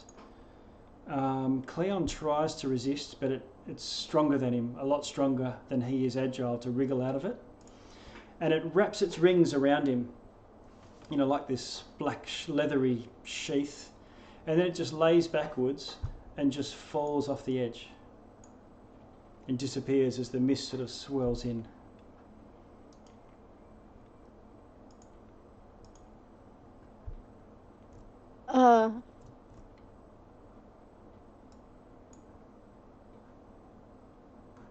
Did you want Do you still want to stay? Yes. Okay. But let me just do something. And I'll use... Hey, that is an entirely legitimate 24, 14 and 22 damage. Can you see my damage rolls, by the way, or have I still got that switched off? No, they weren't. We just see some d20 stuff. So I guess that's our attack rolls. Ah, the attack rolls you see, but not the damage rolls? Yep. Mm-hmm. Ah, okay. All right, interesting. They're not secret, but... Yeah, Xerato, just in case he's gonna use the spell Detect Evil and Good, Yes. which lasts for 10 minutes with concentration. Okay.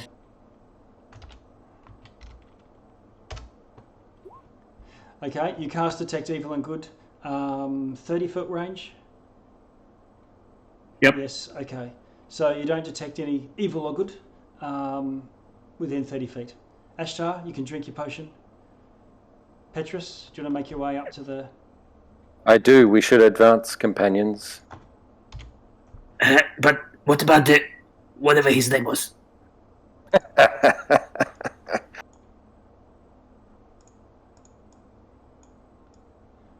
Cleon, the sage. Cleon No, is I dead. remember, but Xerato is being a bit of dismissive. Yes. Riddle looks down and goes, "That's going to make the Tarrasque a little bit harder to deal with." Yes. Oh well. Time has passed. We can laugh about it now. So Petrus, you get to a point.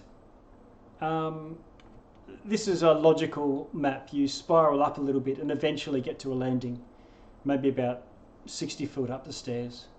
I'm not sort of counting or measuring around.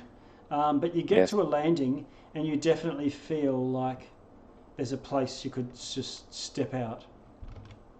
This is the place. Let's try this landing. Elorin, or perhaps Ashtar, can you lead the way through here? You are right there. Fine. Yes, but I don't have the ability to make the passage. Yeah, I'm not feeling great, but I will go ahead. Okay.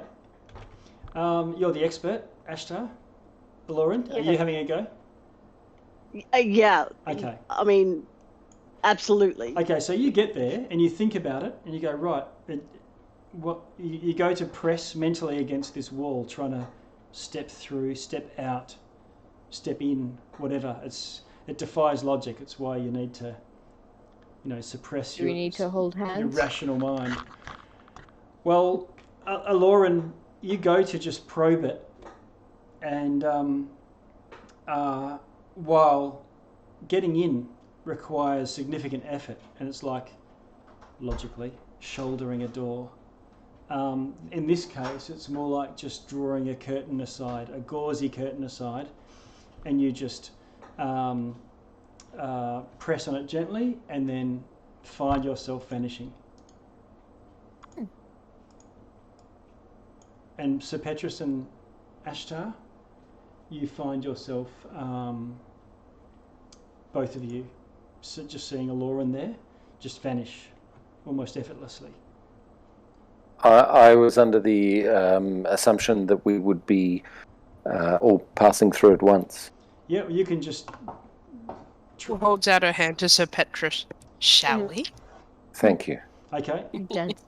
All right, so the rest of you step through, and... Before we leave, can I examine Asher's wounds, to see the nature of them? yes. Roll a medicine check.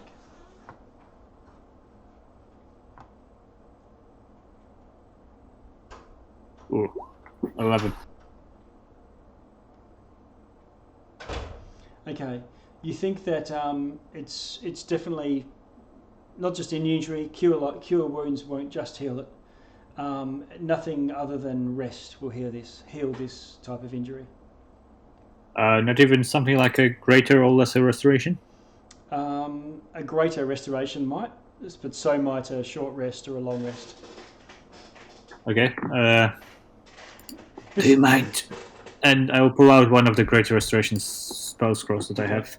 With the rest, so that's been 2 rounds now that you've waited after Aloran's gone. Are you still... Are the rest of you still waiting for Sir Lottle?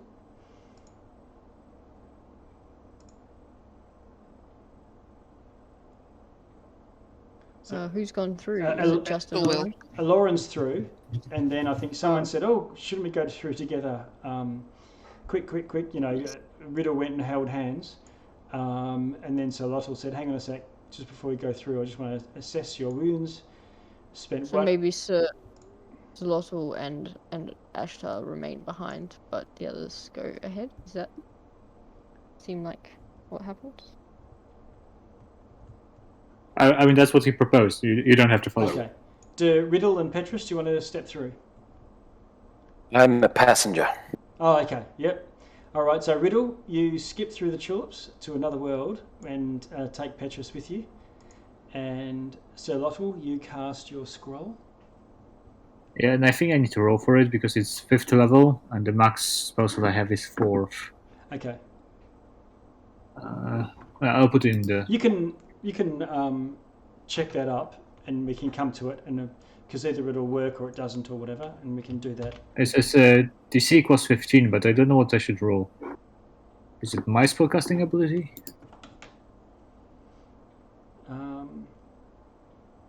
Make an ability check using your spellcasting ability to determine whether... Yeah. Okay. So that will be charisma for me.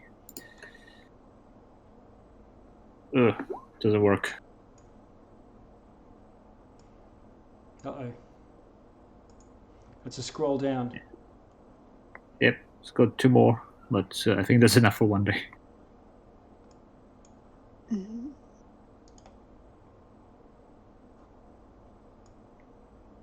So pretty. All right. Petrus, what's the deal with your concentration? How long does that last? 10 minutes. Okay, so that'll still be going up if you choose to. All right. So my detect good and evil is also up, Okay. I guess. Okay. And daylight doesn't take a thing, I think. Yeah, it lasts 1 hour. Right.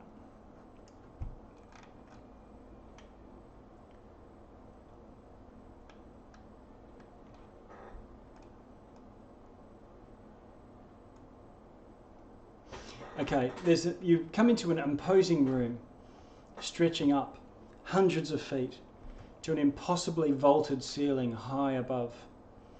While it's a magnificent room, clearly some sort of incredibly wealthy, richly appointed cathedral. but there's rubble littering the floor, and there's rain cascading down from gaps in the ceiling. So clearly up above, in the rafters above, it's shadowy up there. There's holes in the ceiling. You can see bits of broken glass and things on the floor as well.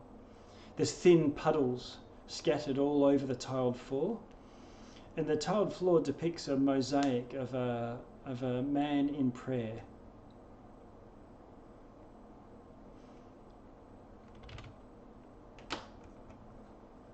Do I recognise any of the religious iconography? Can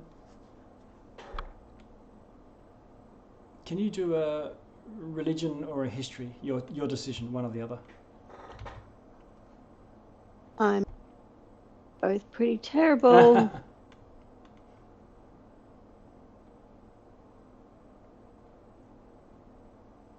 Yep, so Petrus, you can have a go too.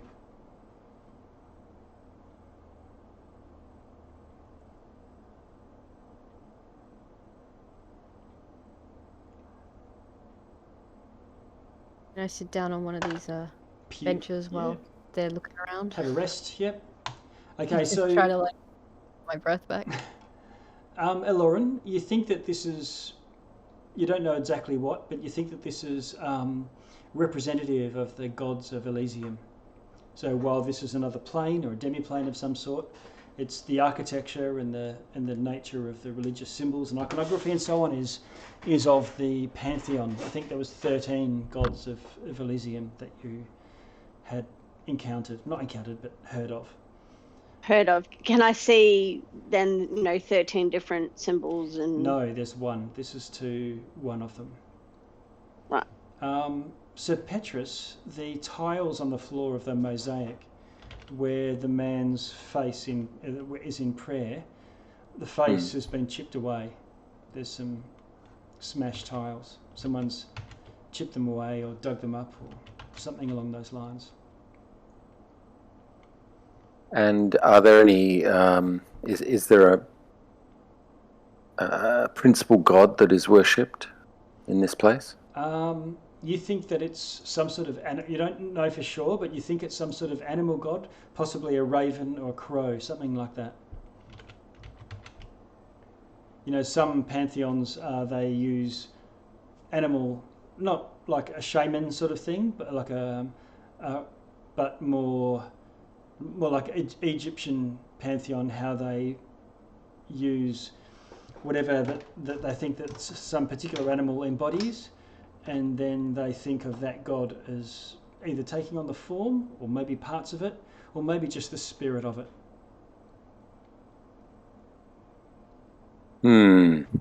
This must be one of the fragments of the temple. What was it called?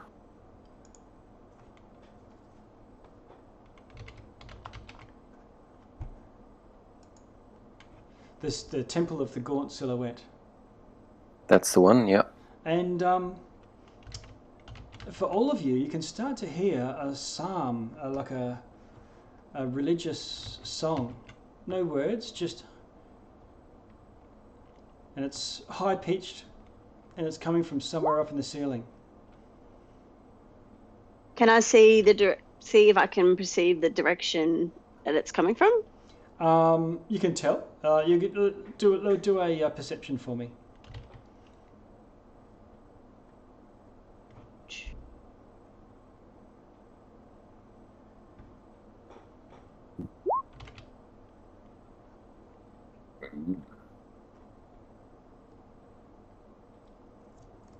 Maybe 300 feet above you. It looks like there's, like some old cathedrals might have gargoyles everywhere. Well, this has got statues of angels standing on the rafters looking down upon the congregated masses. And the sound is coming from the angels' Well, mouths? they've all got their mouths open. Remember, this is 300 feet away, but you were perceptive enough to see that there's shadows and things.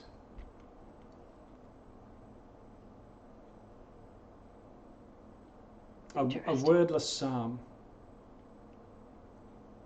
Does anyone speak Celestial?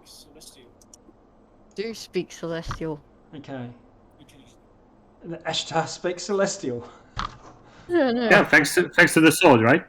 Because of the sword. Oh, yeah. okay. Yeah, right. I was going to say. Okay.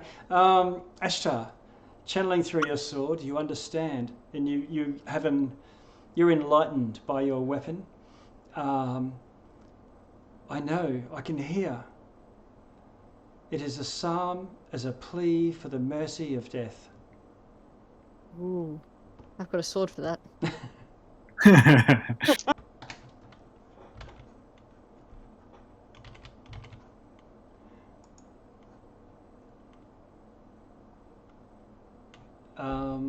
Let's see. Yeah, and it starts to rise and develop, the song does. Hmm.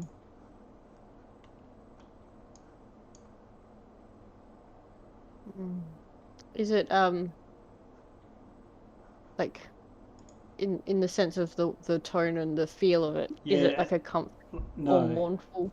It's mournful and it's also getting more sorrowful. Okay, but not like threatening.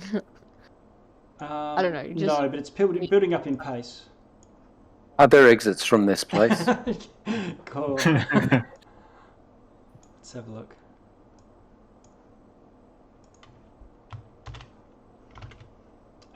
Looking around the room, you can't see any exits. It looks like there might have been at one stage, but there's archways and things, but the archways have got purple marble planes across them, oozing with black ichor. Ashtar is injured, and if I understand correctly, Zalotl, it does not seem that magic will help her recover, but rest is necessary, and this is not a safe place. It depends. Are you able to restore her to a great degree?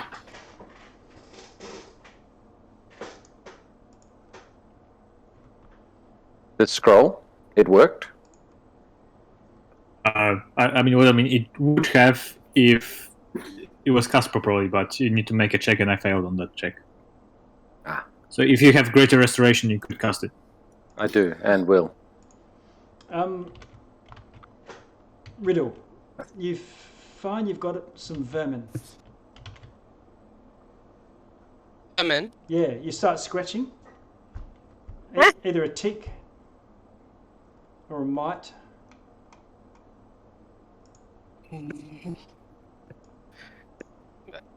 No! And you guys look and you see Riddle sort of scratching at some sort of, behind her ear or something like that. And then you see the floor start to erupt in these little scratching, biting insects, and they leap, swarming. Let's see. Are they affected by my magic?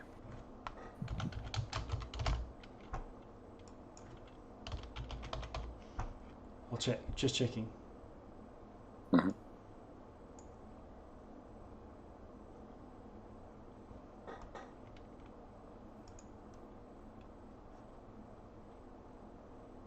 Oh, come on. There we go.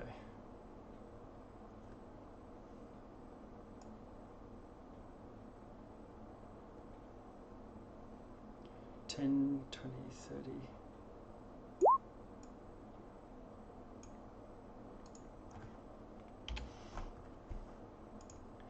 Okay, what I'm going to have to do, because they're affected by your magic either when they first enter it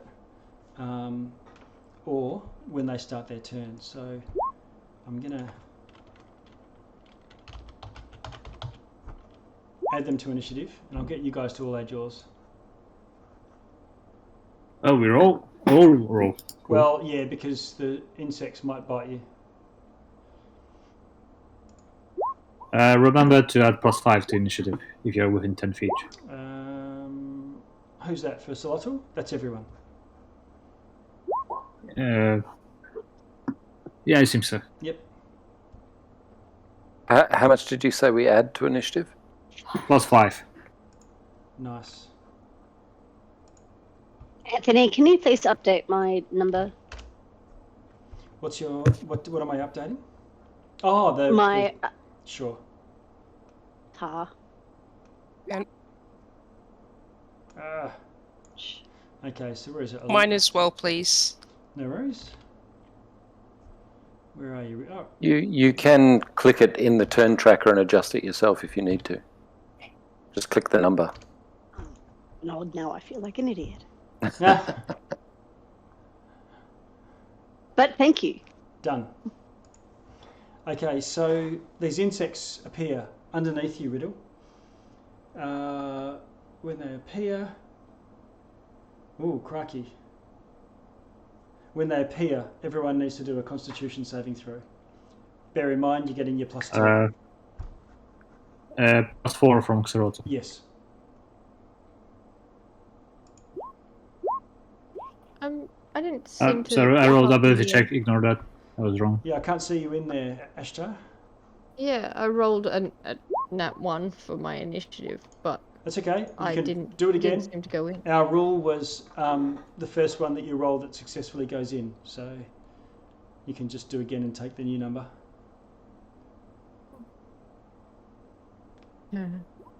Hey! Real got Nice. That, oh. Weird. Oh, okay, thanks. Okay. Anyone who... Riddle got a nat 20 for her Constitution Okay, save. so the Constitution save. Everyone who got 20 or above takes 9 damage. Anyone who rolled below 20 takes 18 of biting. Might be poison. No, it's just piercing. Just piercing, biting insects.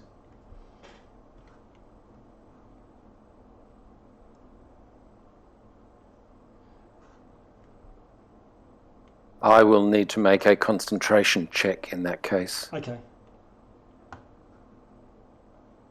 Oh, for the...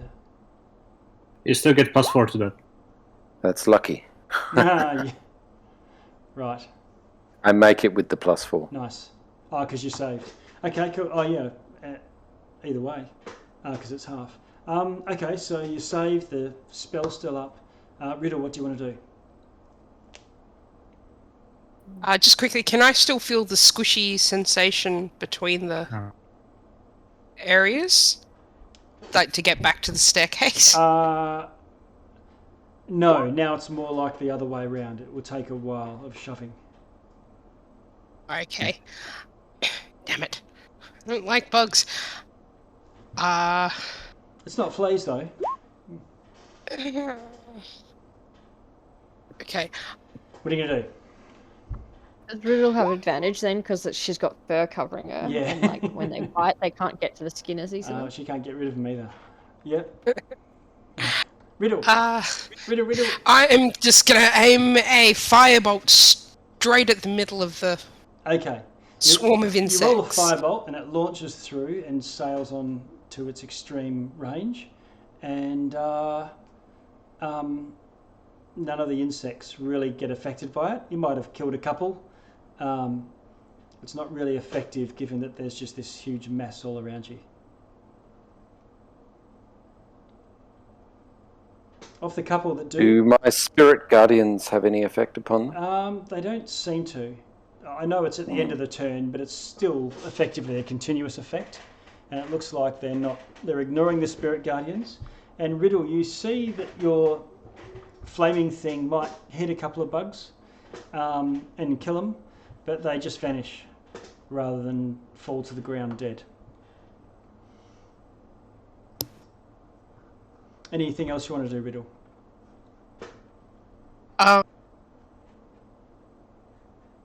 I mean, are these things even real, or are they all in my head? And maybe see if I can move and jump on a chair to get just a little bit further away. Okay, do your movement. So I'll just jump on like that chair over there. Okay. All right, you jump on the chair, sort of trying to hop up, and they all sort of leap up at you, and you need to do another saving throw. Nah. Another saving throw. Yeah, Constitution. You get. You don't get Petrus's bonus. Silotl's bonus this time. Well.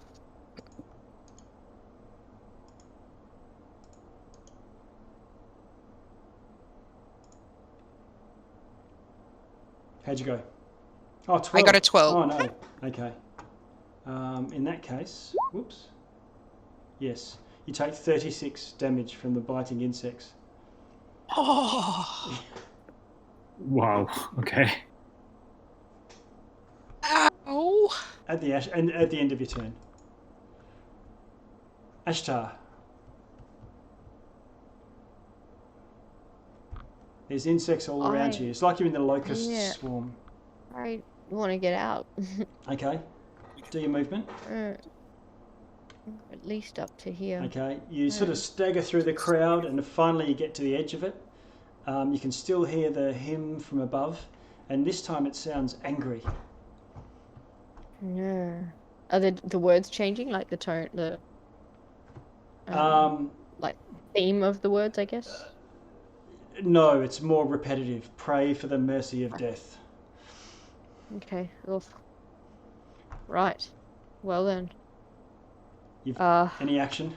I don't know what to do. I'm so tired. I don't want to do. I don't want to die anymore. I just want to sleep. I don't really know what to do.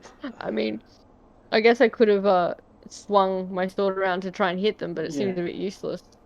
So, what do I mean, beyond that, I don't know what I've got. Yeah, that's exactly what it feels like being in an insect plague. It feels. Yeah, there's just nothing. Yeah. I also, I have axes and bows and swords. Yeah. Can't do anything against this, so maybe I'll just actually even step around this little bit a bit and try to almost duck behind bit of cover. Pew. Okay.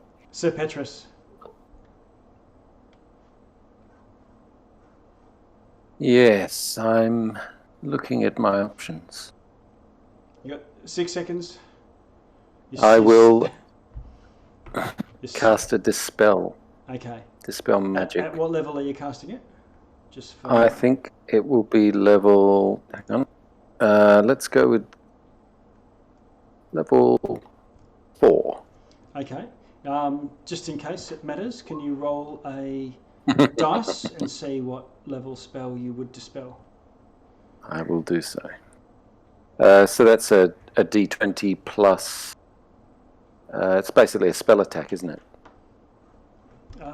No, I think it's. Let's have a look. It'll be in Dispel Magic. Ability check using. Oh no, it's just my wisdom. Yeah, an ability check, yes. Yeah. Okay, so a 19 will dispel a 7th level spell. Yeah. The insects all vanish. Good. Wow. For my next trick. Right. You pull it out, a rabbit out of your hat, Xolotl might get lunch. I will stay put. Okay. Now you've got to be hungry. Xolotl? Did Sir Petrus get to cast the Great Restoration on Ashtar? No. Yes, I did. Oh, did you? Oh, I thought I did. Oh, yeah, okay. I had I don't mind. done. If you've done the Greater Restoration, then... I did, but I haven't done any healing yet. No. Okay, so first question. Oh, go ahead. The Restoration will get rid of Ashtar's level of insanity, as well as restore those 3 hit points from your maximum that you lost. So your maximum's now back to its normal.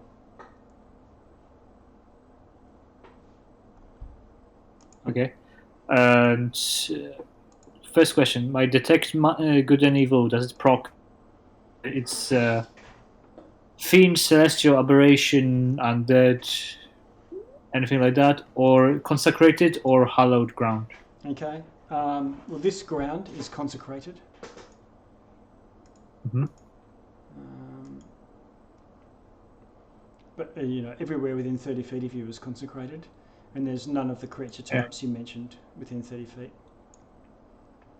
Okay. So I will drop it since I don't need it anymore, and I'll walk up to Ashta. And with my, let's see, I guess 4th level spell slots, I will cast Aura of Vitality. Oh. So that's concentration for 10 minutes. At the end of every round, you regain 2d6. Okay. So that's like, unless you get interrupted, I can roll it all at once at the end.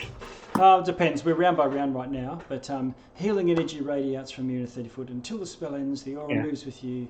You can use a bonus action to cause one creature. And so you're using your bonus action now?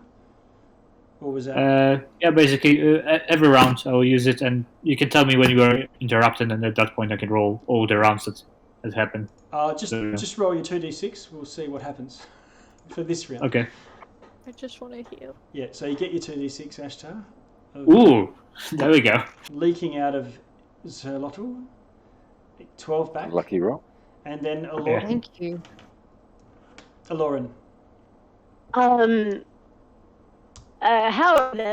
How many angels are up in the gods? Hundreds. Hundreds. Yeah. And how are they looking?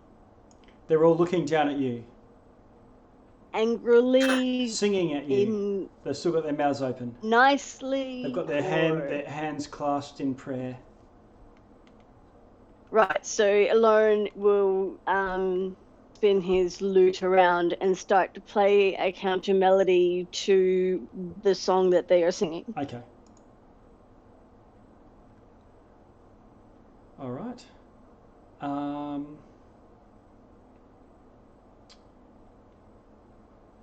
You sing your song, and the singing stops. It goes quite deathly quiet. Pause in the music just to see if it garners a reaction. Yeah. Can you roll a performance for me? Yeah.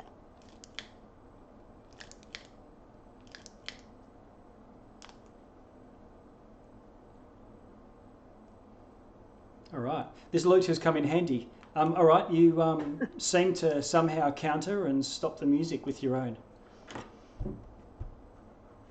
Take that, angels.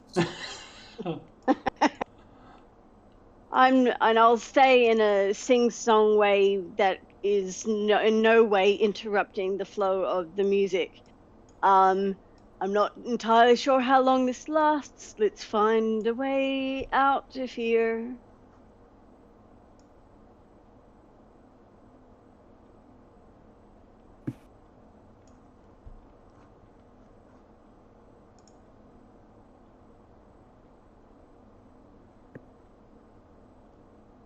Okay. Is that your turn over Aloran? Yeah. Okay. Thank you. I sort of drifted off there. So okay. And then I was waiting for everyone to answer, but hang on, we're round by round, not.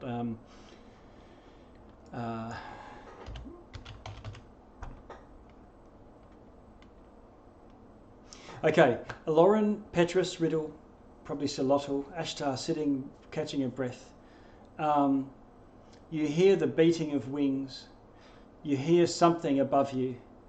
And far above, maybe 60 feet or so, somewhere between 60 and 100 feet, this angel appears.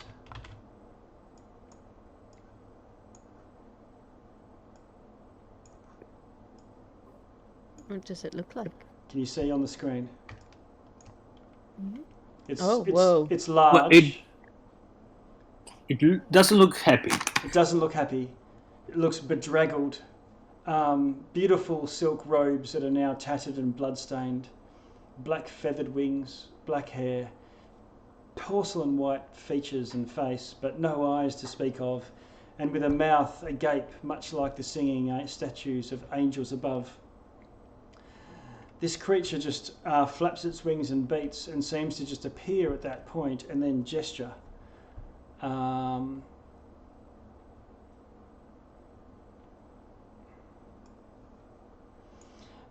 these swirling, spinning blades appear.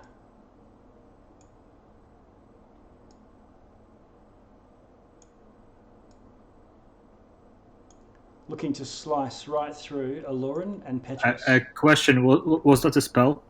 You're not sure. Do you want to try and throw out a counter spell?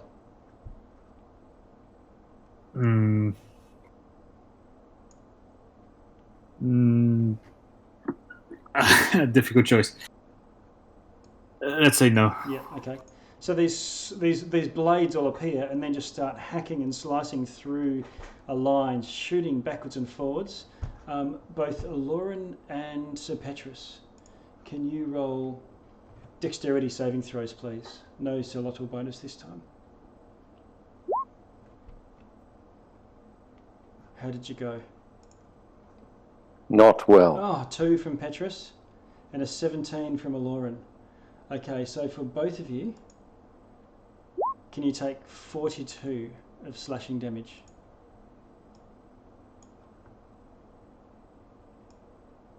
And Solotl and Ashtar, looking up and down, these blades are shooting pretty much the entire length of the cathedral as far as you can see. Now, Aloran and Petrus, which way, you can stand in the blades or you can...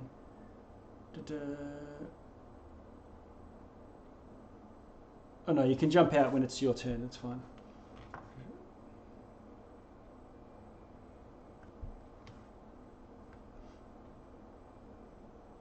Oh yeah, no, so this is like a plane, even though it looks like it fills up a space. So you can, as part of your saving throw, jump one way or the other, left or right.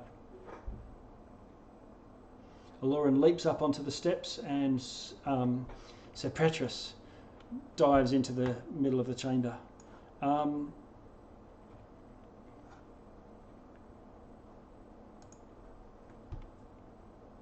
And this creature flaps its wings and flies up, up, up, spiraling around, and such that it's now approximately 200 feet in the air.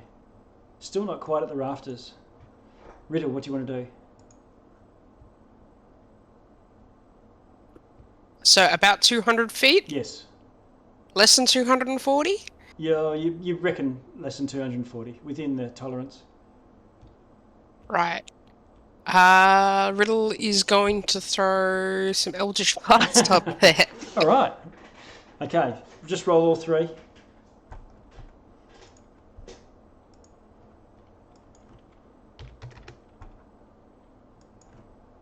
Uh, 16, 27, and 17. You still have inspiration if you want to reroll one, or add a d12 to it. Oof.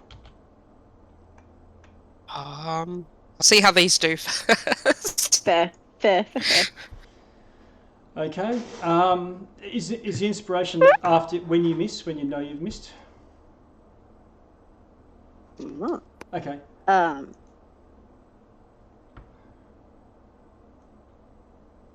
Which is, I think it's after you roll, but not with your... but before Yeah, knowing the outcome. Yeah. That's fine. So, one of them hit. One of them hit? Yeah. Okay. And roll your damage. That's right. You should see a health bar here, 200 feet above. Okay, so do 10 damage. One of the force blasts hits it, and sort of clips it. It sort of wobbles a little bit, but otherwise carries on. Riddle, do you want to do any movement or bonus action? And then Ashtar.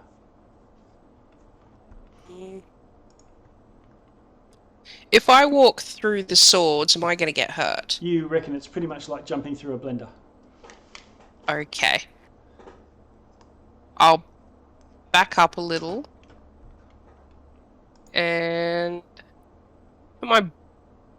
I should have done this first. For my bonus action, can I cast Hex? Okay. You cast Hex. What's the range? Yep. Oh, hang on, I might not be able to. No, only 90 feet. Okay. Can't quite reach. And standing back, you can now see that these blades are shooting backwards and forwards, project about 20 feet up into the air as well. Ashtar.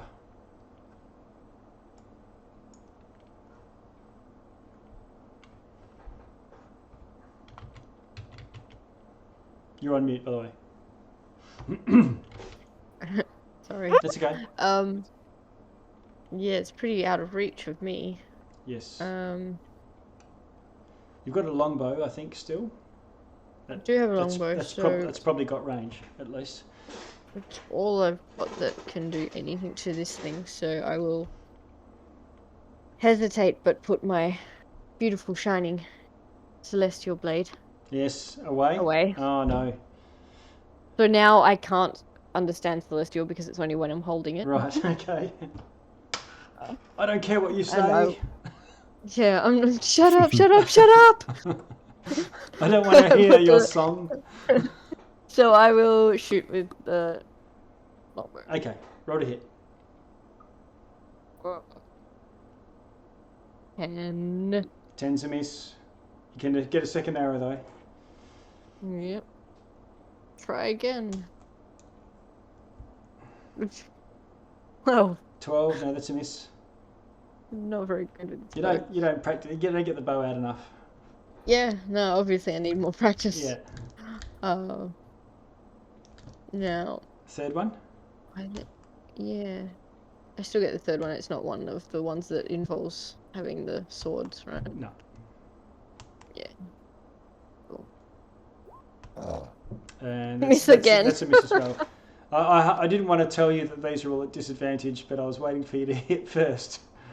Well, I didn't anyway, yeah, so. Because the short range of the bow is 150. Okay, so Yeah, chung. I thought that would be it. It's a desperate attempt, but you might have done some chip damage. But Sir Petrus, what do you want to do?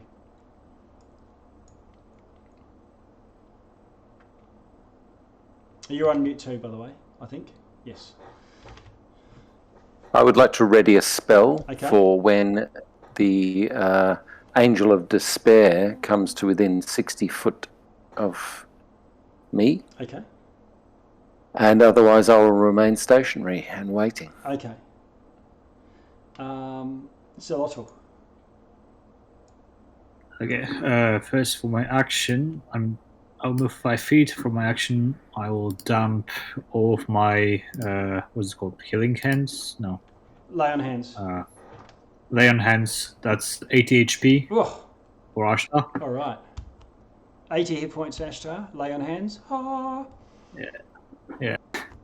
As a bonus action, first I'll move another 5 feet down here and maybe here. And I think Sir Petrus should be well within 30 feet of the arrow of healing, so that's 2d6 healing as a bonus action Okay.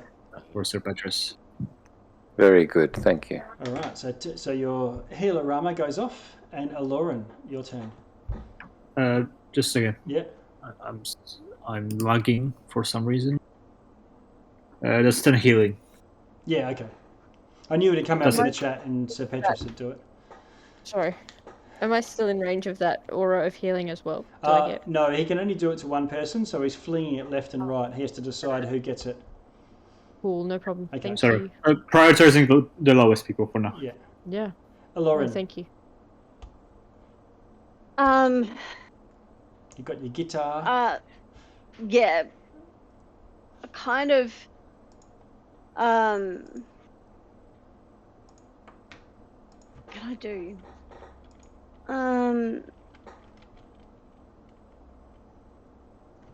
If I summon a shadow spawn that's 90 feet, do they then have any movement?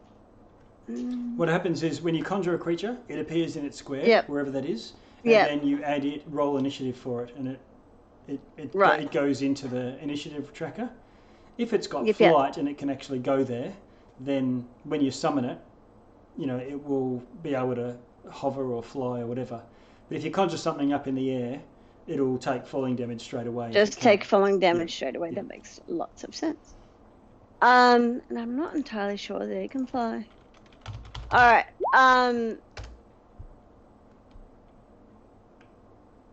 But I can summon some Fae. So I'm gonna summon some Fae. I suppose it doesn't really matter where. Here. I can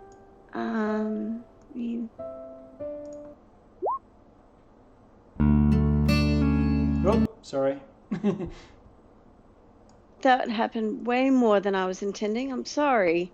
I'm just trying to determine, because this is my first time. What's that? What kind of creature it is. Oh, are you summoning a shadow spawn? No, I'm gonna summon Fae because Fae can fly. Oh yeah, okay. Yep. Right? And I wanna just drop them next to me. And that will be my action. Because they don't move straight away. Okay. I'm just bringing the Fae in. Love it. And as a bonus action, I will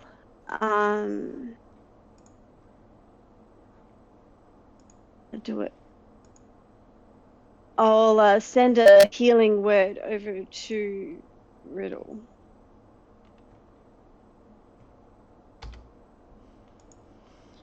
Healing word over to Riddle. You've summoned a Fae. It's appeared 90 feet in the air. Yep. Okay, so I'll put a 9 next to it just to show its altitude. I can't do anything until my next turn with them, so... And... I think you can give it a verbal command. Verbal like, command? Like this or something. When you cast the spell, choose a mood, the creature resembles... when it is in combat it shares... Oh, it shares your initiative count, but takes its turn immediately after yours. So in other words, I'm going to... It does. Add a turn. Put it right after you. And so you can now ask it to do... It takes no action. Sometimes different summon things do take an action in the or you know, sidekicks. So sure. you can give it an order right now. Yeah, so I'm going to order it to attack the bad angel. Okay. So it goes... do you have the stats for this creature? You should have that in its... I do. Okay. So does it have a ranged attack? Because its flight is not going to get it within range of the Angel of Despair. Phase step them.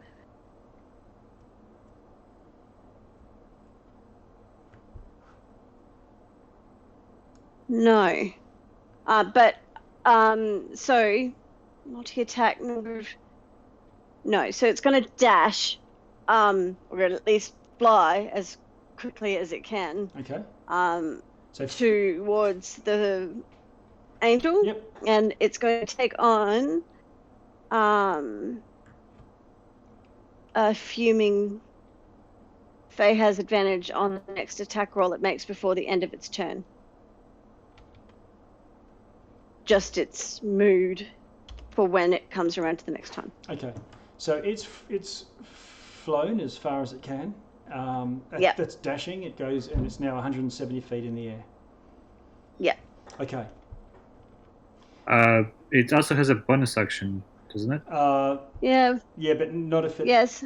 Bonus action. That's a phase step. Oh yeah, so we can phase step and be at 200. Cool. I was going to wait and give myself advantage on my next attack roll, but I could also get up there. Sure, why not? That gets me there at least. I can't do an action though while I'm there because I've dashed. So no, it's going to stay 30 feet away, and I'm going to use fuming as my bonus action. Ah, right, okay. Okay, and fuming. What's that going to do? As Gives, an advantage. the- Ooh. Okay, cool. Great. So next round, if it does get an attack, it's got advantage because it's very cross. Neat. All right. That's it going. This creature, the Angel of Despair, says a prayer to itself for a moment, a holy word of some sort, and it vanishes. Okay, I'm gonna try to counterspell that. What's your range of counterspell? That'll be it. Sorry? What's the range of counterspell? Never mind. I don't think it's 60 feet. No, yeah. most of these are sort of 60 or 90. There's not much that's that sort of range. Insect plague, however, is 300 foot. Okay.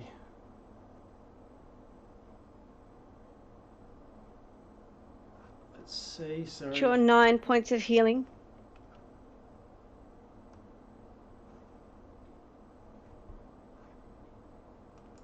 Now, Celotl, what's the range of your detect good and evil? I already dropped it. Oh, okay. Because Aura of Vitality is also concentration. Okay.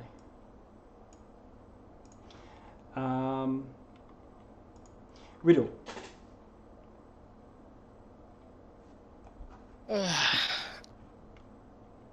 I'm going to use my bonus action to cast Tasha's Otherworldly Guise. Okay.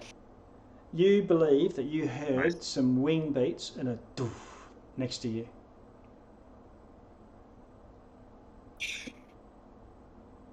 This is before you cast Tasha's Otherworldly Guise, so if you want to do something different, you can too. No, I think I'll stick with Tasha's. Okay. Trying to remember how to flip my thing. Yeah, it's not showing up, so it says I think I've grabbed a token that I didn't use for that. Yeah. So we won't worry about it for now. I'll give you an aura though. That can. Thank you.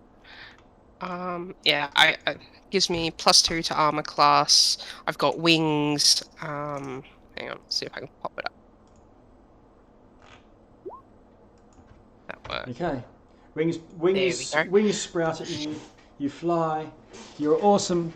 You're good with a sword, and you look cool. And which is the most important. And that was a bonus action. Now, if you want to cut sick with your sword or something, you can. I was going to say, I want to... If I think it's right next to me, I'd like to lash out in the direction I thought I heard it from. Okay. Twice with spare. Okay. Now, I think it's a bonus action to make spare light up, so spare wouldn't be doing its fire damage. That's fine for the moment. Yep, okay. So... Roll to hit. 2 attacks. Come on. Don't fail me now. 25. Now, you can't see this creature, so you have to roll at disadvantage. 17. So, 17. You swish with this longsword and miss whatever might be there or might not. You're pretty sure that there's something there, definitely. Probably. Second attack? Yeah, no. Natural disadvantage in that one. Natural one. Whoosh! You're flailing around. All the rest of you see Riddle start to throw up a defensive turn cool and pull out a sword, but seems to be madly batting around at something. Ashtar.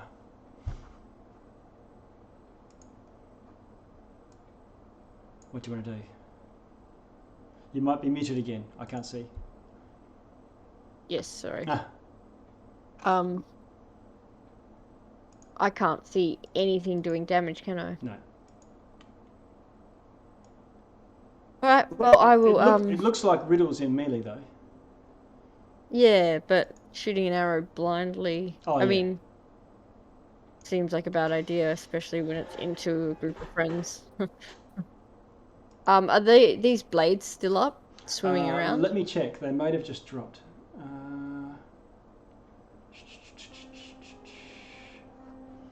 Yes, you can transverse them now. Okay. I want to put my bow away and pull out my sword because I'm way more comfortable with that. And Okay. I was just like, you know what? If I can't see a target to hit with a bow, I'm swapping back to what Okay. I'm good with. Yeah. So I pull that back out, and I will now try to come around to be within what I'm hoping is until I see what's going on. I want to be close enough to like get in there if I Okay. can. That's 25 feet. You can do another one if you want. I've got one more. One more square. Count. I'll go down here. Okay. Cool. So you Yeah. Great. So you take up a central position. You've used your movement, drawn your sword free, and you can see Riddle seems to be fighting something that is. Yeah.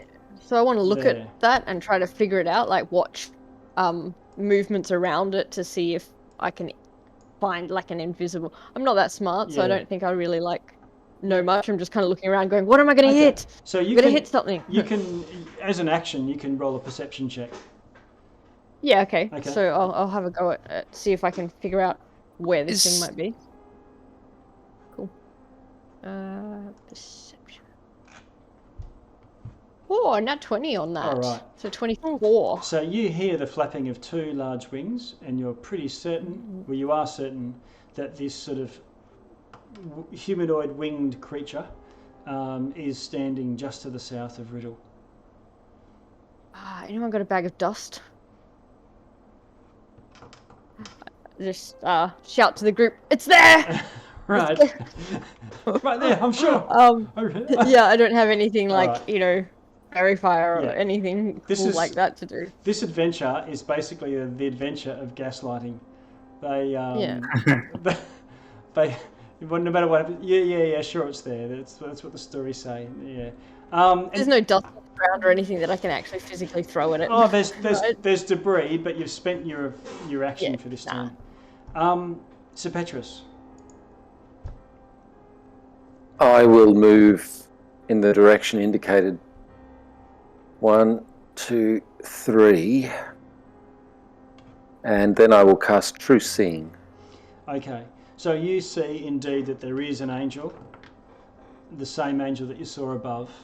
It's now got a great sword, a two-handed sword in its hands, emanating some sort of radiant power, and it's looking aggressively at Riddle, who can't see it.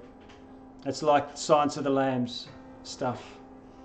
I will call out a warning to Riddle that it, the creature is immediately, there. Yes. And gesture. And I think that's the end of my turn, or will I? Can I summon a spiritual weapon? Bonus action, you can. Oh, no, it's casting two spells yeah. in one turn. So no, I can't. Yeah. That's me done then. Okay, Silotl. Okay, 1, 2, 3. I think that's close enough. Yep. I'm gonna feel a little bit bad for Sir Petrus, but I think I'll cast Dispel Magic at 4th level, and I wanna end invisibility in the area. So just throw up your Dispel Magic again. Just a second. Yeah, and I have cast it at 4th level.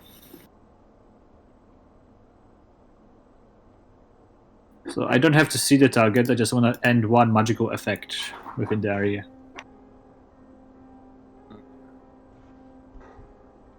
Choose one creature, object, or magical effect within range.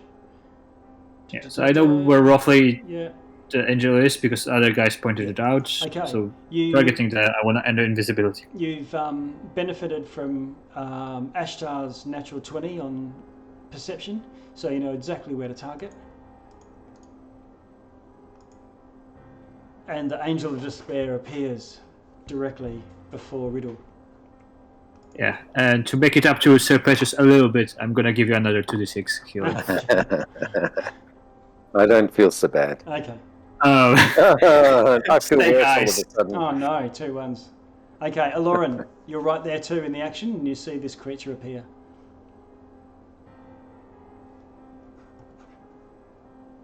What are you gonna do? I was muted. Sorry. I am going to shoot it with my hand crossbow. Oh, okay. Right between the eyes. Roll to hit. Well, you know, it's annoying. Yes. That's fine. 21. You hit it. Nice. Then I'm going to do. Hold on. Let me do that. Damage. Wow, it's a magic crossbow too. Is it? It is. Yep. Didn't know you had that up your sleeve. Hey. And I've also got. I'm going to use one of my bardic inspirations to give it. Do my psychic blades. When you hit a creature with a weapon attack, you can expend one of your bardic inspirations to deal a 8d6 psychic damage to that target. Okay. And who's that going on? The flyy bitch. Oh, but who? The psychic blades. Is that something that you do add that damage now too? Yeah, I do that damage to the Angel of Despair. Oh, wow, nice one. Okay. She clutches her temples as ears bleed, and then looks around angrily. You're Fae, 170 feet in the air. 170 feet away, all of a sudden, you know, completely out of range. They're just going to come fly back as far as they can. Okay. So that's 80, and if they use the Misty Step, 110. Yep, perfect. Which would put her 60 off the ground.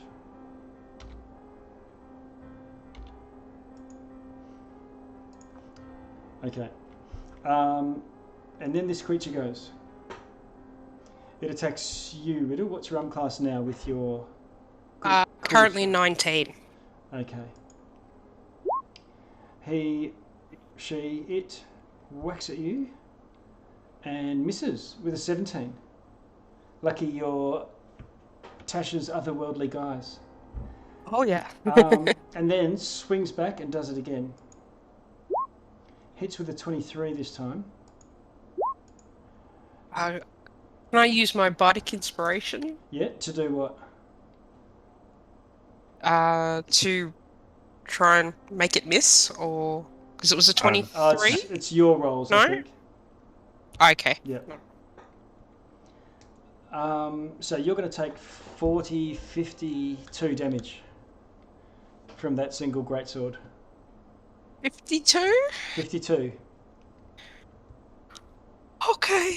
Most of As a reaction. Okay. Can I please use Misty Escape? Yes.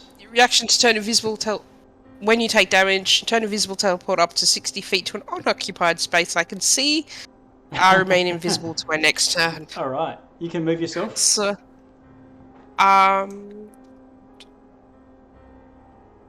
so what's that? 15 back, and if I can actually fly up, teleport, and say 10 feet up. Yeah. Okay. As well. Oh wait, no, I'm not going to do 10 feet up because I have to do a concentration check. You can for taking damage. You can. Oh yeah. Well, you've taken damage. You better see if the Tashas are still there. Yeah, that's. But I get advantage being a warcaster. Okay. Yeah, but it's the DC of half the damage taken, so it's 26. I don't know if I can do it. I don't think I can, but still worth a try. Yeah, no. Okay. Poof. No, the +4 is still gonna do it. Doesn't matter. Okay, so Tasha's is dispelled, and then. Good thing I sat on the ground then. Yeah, and you land on the pew, and you're sitting there, hunkered down, looking over the top.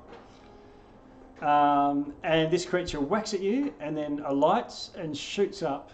By the time it's finished flying, it's 120 foot off the ground.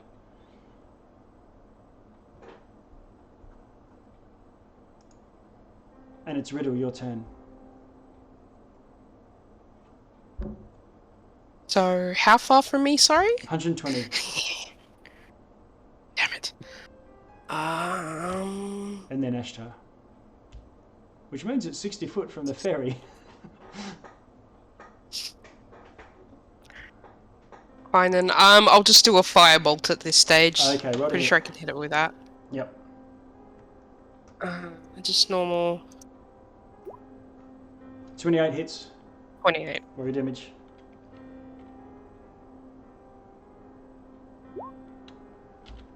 .23 fire damage. Alright. That's a significant chunk. A big blow. Only a minor thing, but it was in my area of Spirit Guardians when it started its turn. Yes. Can you roll your damage for that? Yep. I think it's just, was it 3d8? 12. Okay. It takes... It doesn't avoid them, but it seems to not take as much damage from them. Maybe being an angel itself. Roger. Yeah, but it has some effect, definitely. Riddles had her turn. Ashtar. Just quickly, sorry for my bonus action. Yep. Should have done this first, but better late than never. Yep. I'm going to cast Hex. Okay. And choose.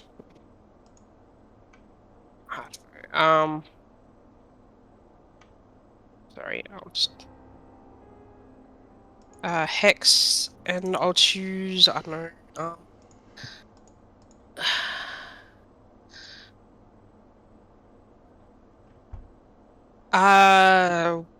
Strength saving throws. Okay.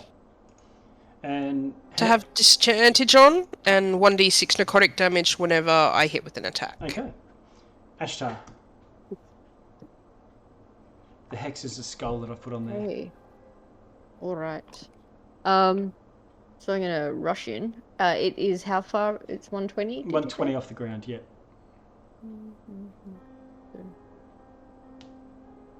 So if I go somewhere like here, that's Yep. within range of my longbow if I swap to that now? Yeah, yeah. Without She's disadvantage? you can shoot without disadvantage. Still can't hit it with my favorite weapon though. No. Okay, cool. Well, I will shoot. Okay. Well, Just roll. shoot Yeah, twice. roll your 3. so oh man. 11. That's a miss. Miss. Second one. Oh, even worse. Is that 9? Oh my god. It's tracing fire. Third one. So I am obviously terrible with a bow. 17 is a miss. Yeah. Maybe he hits I it, just like glance. look at the bow disgusted. Like, Glancing. what is this Yeah. Sir Petrus. useless weapon? Damn it.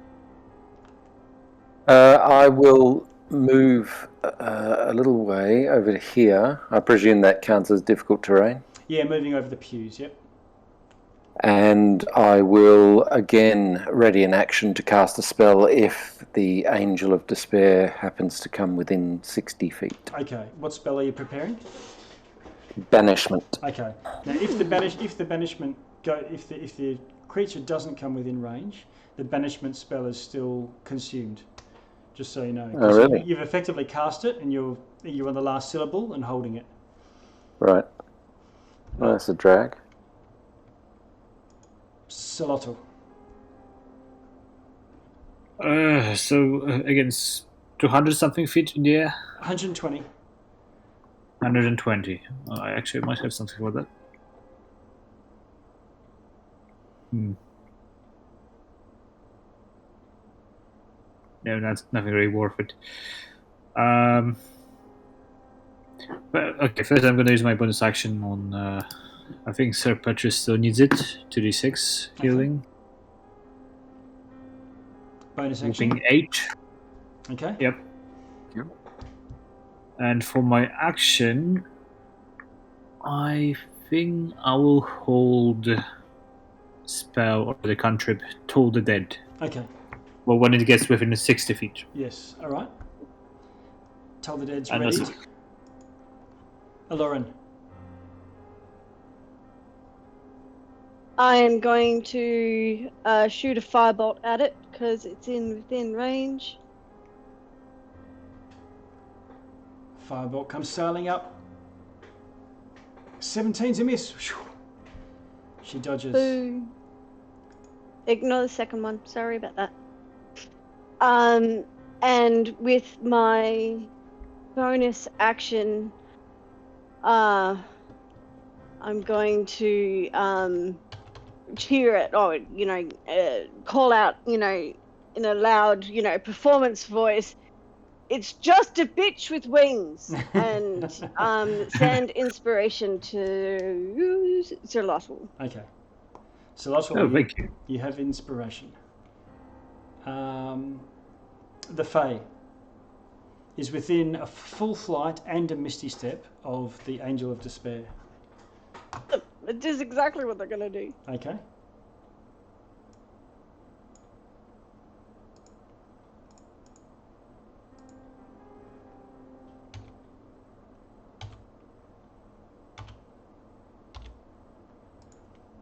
That's the end of my turn. Oh, can't it attack? Because it moved, and then it did a bonus action, Mr. Step. That's right. Bonus action. It can't rile itself up to be super angry, but... No, but it can at least, do something. It's got a multi-attack.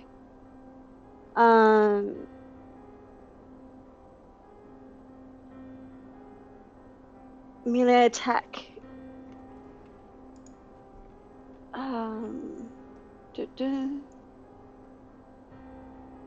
No, wrong one.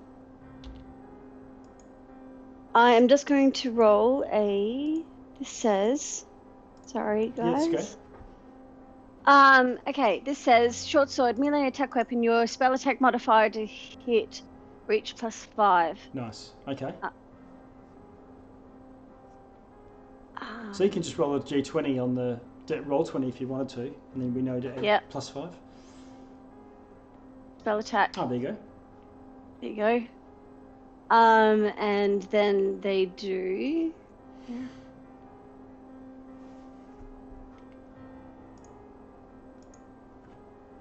That one. It's not very great, but they also do 4 damage. 4 damage and then that in force damage. Oh, okay. Another 6 in force. Is this from casting a spell of some sort? No, it says short sword, melee attack, weapon attack. Your spell attack modifier to hit, reach +5 plus a hit 1d6 +3 plus a spell's level piercing damage plus 1d6 force damage. Nice. So this force is empowered in the sword. Great. Yeah. All right. Well, this creature is ignoring yours. Yeah, very cool. And flying. Actually, no, it'll take one shot at you. It's still got its angelic greatsword. Class 23. That will hit. And does 42 damage to your little fairy. And then she goes into the dust. Right. It then folds its wings in like a hawk and just swoops down. Once it gets within 60 feet, Zerlotl, you can get your little donger out and toll the Dell, and Sir Petrus, you can fling off your banishment. Do your donger first, Zerlotl. Yeah. So, Toll the Dead is a wisdom saving throw 17 DC. Okay, past that. Banishment, Sir Petrus. If he does nothing, then yeah. Charisma save 18. DC 18. Oh, here we go. Okay, you cast a spell, and the creature vanishes in mid-flight. Excellent. Now, do I know whether that was native to this plane, or do I have no idea? You don't know for sure, but normally Celestials are native to the upper planes, and but I don't know where we are. Yeah, that's right. Okay, so it might be back in a minute, or it might be gone for good. Yeah.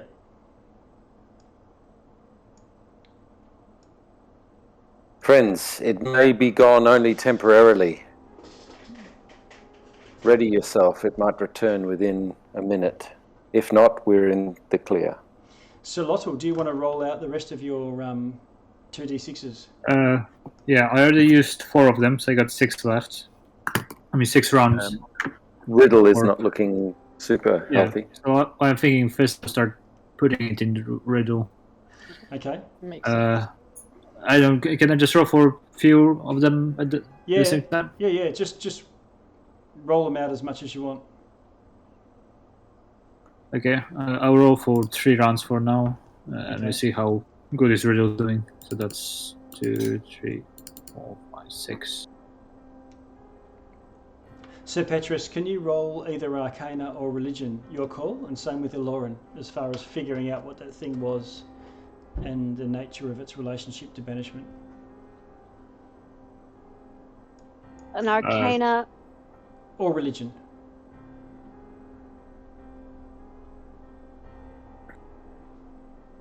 Yeah, that's 20 points of healing for riddle. Okay. Thank you. Okay, so if sorry, Eloran, what did you say? no, I was just going to. If we take a short rest, we can also. I can bump up some HP if we use. We might not have another 30 seconds. Yeah. No. Well, is Sir Petrus able to tell with his Arcana 21 roll? Okay, so Sir Petrus, you believe, now that you've seen it up close, that this was one of the upper tier of angels, about as powerful as they get. Not quite archangel, but would command legions normally. You think it would be a native of an upper plane, and while from a historical perspective Elysium might have once been an upper plane, you know this to now be some sort of aspect of the plane of shadow or domain of dread or whatnot. So it's unlikely from the way your spells are working and so on that you're on an upper plane now. All right, good. You need to draw your own conclusions from that, but you think that it was not from this plane, or if it was from this place is no longer, an upper plane. Yep. Okay, if you have the time, I'm gonna use the rest of my Aura Vitality, so that's another 3 rounds. Okay. I guess to Riddle still, so that's another 22. Another 22 to you, Riddle. Thank you. Anybody else want to do anything? I want to start kind of pushing, finding soft spots, trying to find a way out of here. Riddle will did help. we just come in here for a reason? I mean, it's pretty and everything, but The girl, It's got Cecilia. fleas. Let's get out of here. I mean, don't you We want haven't. the huge cow over there? that's a cow. What else could it be? A chicken? No. Chickens have feathers. The doy. It could be a boar with a very long nose. No. I don't know Okay. what forest you grew up in, but that's a cow. Eloran, can you roll an investigation for me? Sure thing.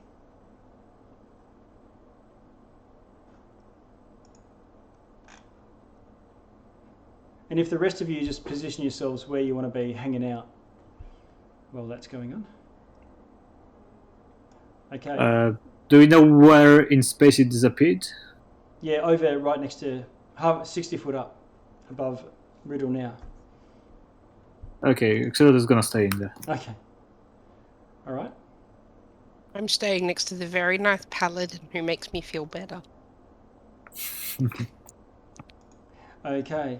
Eloran, you think, and Sir Petrus probably as well, going over there to the other end, that there's a weak spot between this room and the other world, over in this other corner of the room. The other end, the north end. Right, I'm going to let the other people in the cathedral know, and I'll stand next to Sir Petrus and offer my hand before trying to push through. Okay.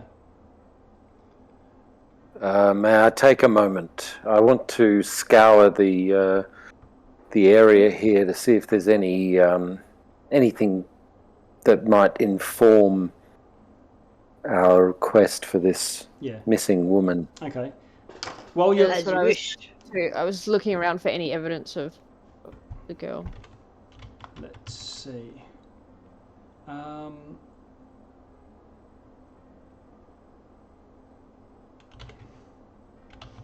Within seconds, within a few moments, while you're doing your search, the search, let's say, is about a 10-minute sort of thing, other than just a cursory look. 60 foot above, this screaming hymn appears, and this angel dive bombs Sir Lottle and Riddle. Mm-hmm. It lands and attacks. I guess it's too late to say that we were holding our actions. Well, yes, yeah. Okay. And it goes for Sir Lottle. Is it the same one? Is it injured? It's the same one, and it's badly injured. It attacks you, Sir Lottle. And that's right, Sir Petrus. So that seems quite odd. An 18, does that hit, Sir Lottle? Nope. AC 24. Okay. It attacks again. Also missing. Riddle, you're right there. What do you want to do?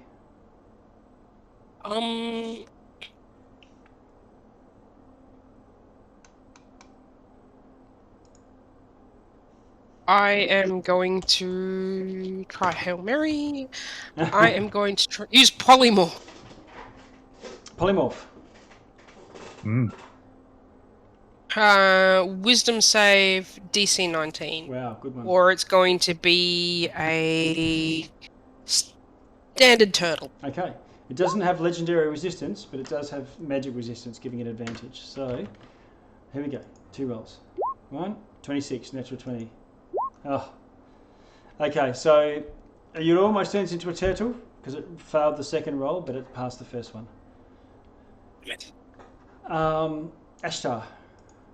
Something at ground level. 1, 2, 3, 4, 5, 6, and it's within 30 feet of you.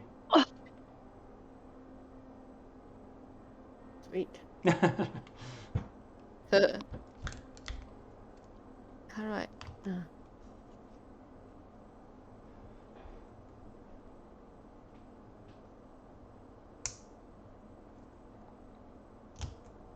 Where's my token? I can't see it for some reason. Oh. Is that where you want to be? Yeah, sure. Yeah. Sorry, I just couldn't see it for some reason. You were hidden in the carpet there, camouflaged. Yeah. Okay, so you're racing. Cool. Two-handed sword in hand. Yeah. So frustrated with like the bow that I'm just like, useless. Okay, now it's time to shine. What are you gonna do? Yeah. Smash it. Okay. With my. Oh my god. Or I'm not. Roll to hit.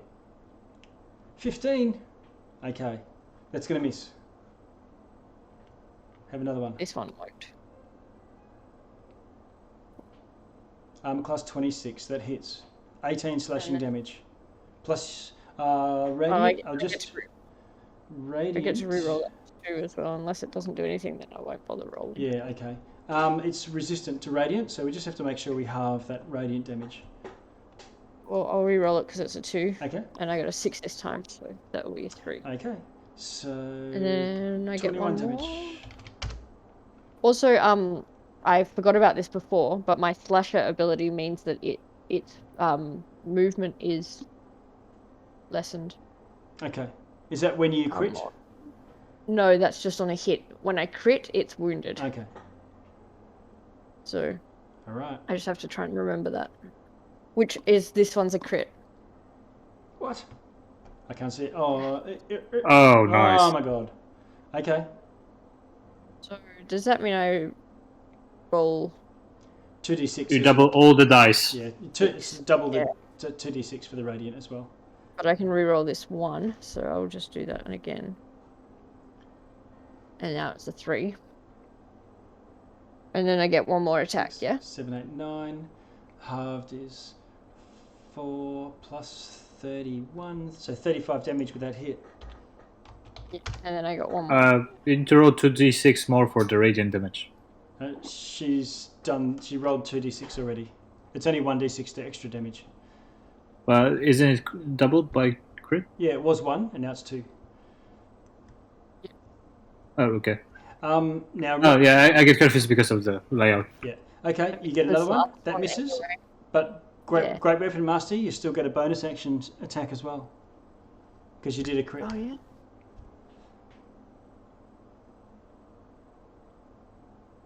There goes another one. It's worse. Oh, 16. Okay. Have you action surge? Or you don't have it? Do you have action surge? I do have. I can use action surge. You're right. All right, I will do that. Yeah. Okay. Sweet. I'm gonna attack. You got to make use of that before it flies away. Yeah. While it's within my range, Yeah. I'm gonna hit it. Make hay. Guys, I don't think Ashar needs us in this party, actually. Yeah. That is a nat 20, so that's a crit. Oh my god. And that is... So I need to do another double. Another 2d6, and they're both 1s, so I can re-roll one of them, right? Yep. Both. You can re-roll both. Oh, sweet. You can re-roll all 1s and 2s. Okay, so you get a 5, so that goes down. Okay. It's critically injured by that point, and you've still got 2 more attacks. And it would be wounded and slower too now. Yeah. Yep, no more flying away as that's fast. another crit. What? Okay. So let's do that again. 32, armor class 32. So then there's one more attack, right? Yes. See what this one is. This one is a 20 to hit. That hits. And then the 3 for the extra d6. Oh my god, you kill it. Yes! I'm so annoyed that the bow didn't work, that I've just gone in and gone, I don't care anymore. Smack. Just die. Okay, and it just collapses. It doesn't go sending back anywhere or anything like that. It's just dead. So the corpse is a corpse. It's not like Yeah. doesn't turn to ash or something crazy like that. Interesting. Cool. And we drop out of combat. Calls over to Astro, you're a boss! Nicely done. Yeah. Ashar, are you gonna eat that?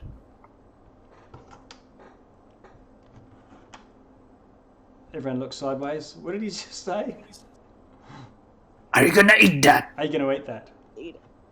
No. You know what? I'm good. Do you mind if I have a bite? I mean, are you gonna cook it first? You're just gonna eat it? Hey, go for it. Whatever. Hey, it's not my. Who am I to Thanks. judge? Can I have myself like a drumstick A calf? or a wing? No, the wings, Okay. because the feathers give it the extra flavor. Is your divine sense still going? No, it's an action and it's just instantaneous. Okay.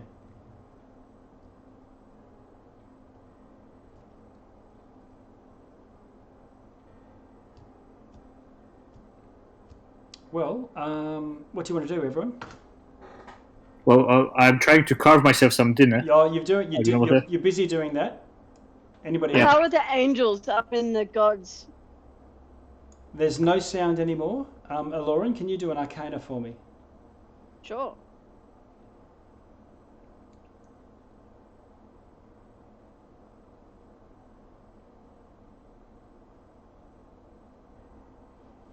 Okay, 20. You're not sensing any presence like you were before, looking up at these angels area. Looks like while there's lots up there, there was probably only one actual living creature. And so, Petrus and I look at each other, and we then both go in separate directions and start searching. Yep. Okay, so it looks like this was an area of worship at one stage, like a grand entry hall, a place where there could be prayer with locals and so on, but there might be other, if you think of this as being a temple, the place where visitors come to give worship would be the first main area that you come to, which looks very much like this. You definitely find that there's a weak place, over at the other end of the room, as if you could part the veil again. But it feels like getting onto the stair rather than getting off it. Is there any evidence around of the girl, or something like out of place for this kind of, like, obviously like books that are like prayers or something are not going to be out of place, but no, only anything. the tiles that are ripped away from the face of the mosaic of the man praying is the only thing looking odd, other than the place looking dilapidated.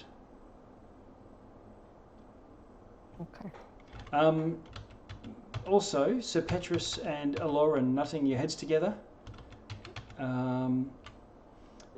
you would believe that banishment should have sent this thing back to where it came from.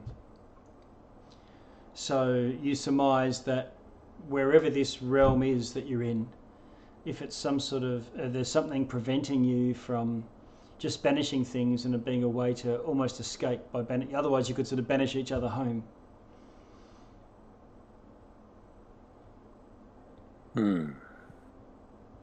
Curious. And if this is some sort of prison domain or prison realm, banishment's not a means that you could use to escape.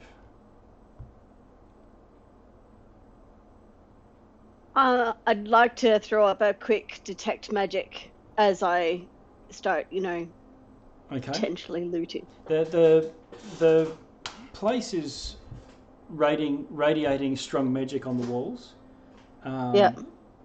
Just the nature of this demi-plane. Nothing else really radiating strong magic. Shame. Yeah. Riddle is going to be like, I'm just going to go lay down over here and literally just lay down on one of the pews. Yeah. Okay. And try and rest as much as possible. Yeah. Is there any text around in Celestial that I could read that might give us information? Let's have a look. Now that I'm holding my sword again? Yes. Never going to use that bow again. Yeah. Screw the bow. Make a fire. Make a spit. You think that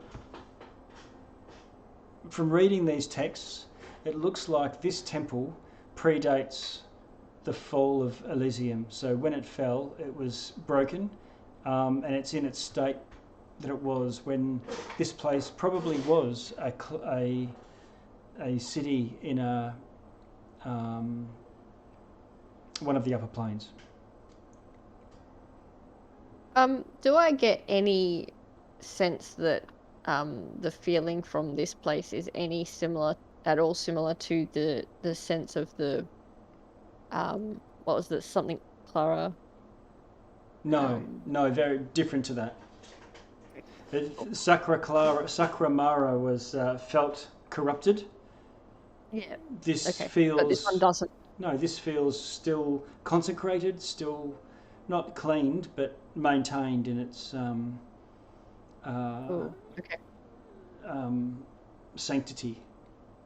Yeah. Cool. Thank you. Do we wish to take a short rest while we know this area is safe?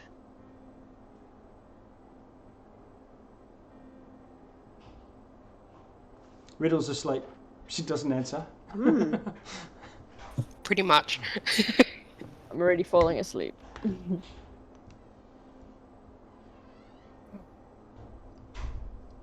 Don't have to. Anyone?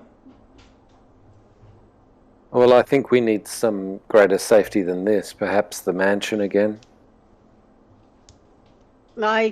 Sure, very happy to. Or are we thinking only a short rest?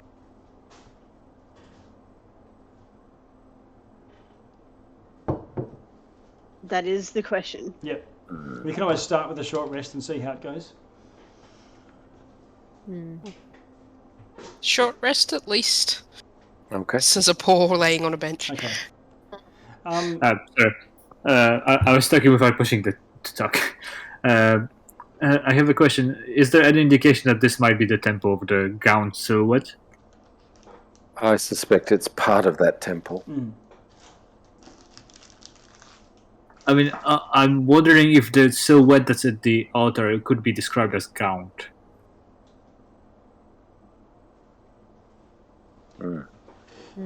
This is when the smiling cat mentioned it. They said gaunt, as in haggard, slender man. Okay. Oh yeah. You take a cue from Riddle. Everyone pulls up a pew, has a rest. You manage to get an hour of uninterrupted sleep.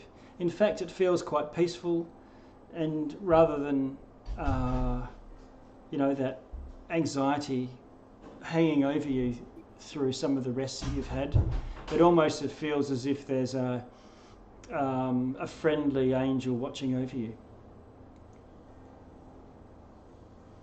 Maybe a bit creepy as well. But you awaken. Not awaken, you're only just resting at this point. If you really want to have a sleep and get all your spells back and so on, you could carry on, but you don't get a sense that this place sees any traffic at all.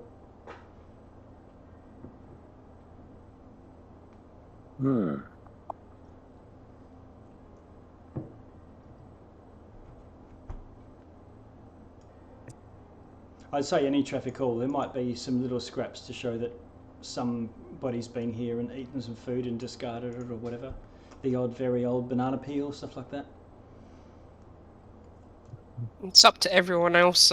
Never say no to a long rest, but Riddle's fine on a short rest as well. I can just spend some hit dice.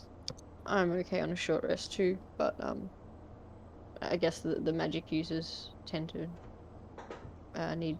They get tired. They need their sleep. Yes.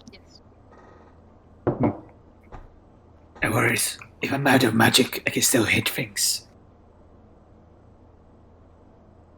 Okay. So we'll finish with a short rest. You can roll any hit dice that you choose to heal up. Recover any short rest abilities. And you each go up to level 17. Hey. Oh, nice. Fantastic. Now, going up to level 17 on a short rest, because I don't necessarily need long rests to level up. I think I might have mentioned it before, or maybe to some of you only. You'll go up. It was in the Witchlight campaign. Yeah, right, yeah. So you go up in level, but you can't relearn, change your spells around or get all of your hit points back or whatnot. So if you're injured, you're still injured. You get, if you need to prepare spells, a pick from a list. You can't prepare new ones, but you get the additional slots that going up a level would give you. I think that might give you a new spell level too.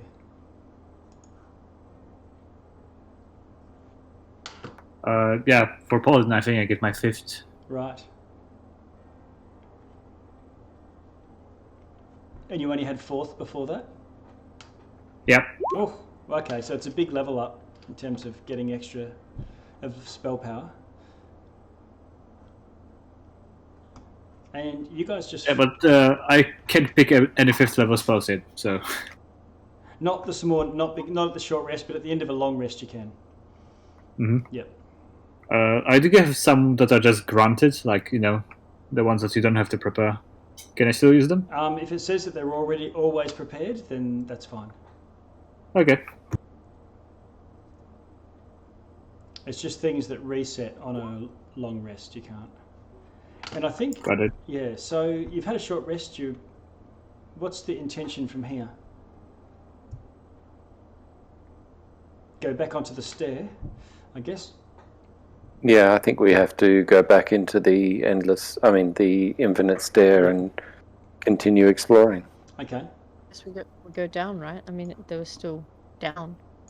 Oh, the stairway that you went I up. think there's plenty of up as well. Yeah, they all went. They continued up as well. Oh, I misunderstood that. I'm sorry. And when the creature, the Ibrokum, remember when it fled? It flew up, and it attacked you from beneath. Yeah, I mean, I knew there was up When it grabbed Cleon. But I wasn't sure if it the stairs went up. You know what I mean? Yeah. So the stair. Well, there was two landings. It's a spiral Yeah. staircase continuing, and there's landing upon landing upon landing. Cool. Yep. Okay. So has everyone done their business? I think it would just roll one hit die. Okay. Yeah, I'm good. Or two, why not?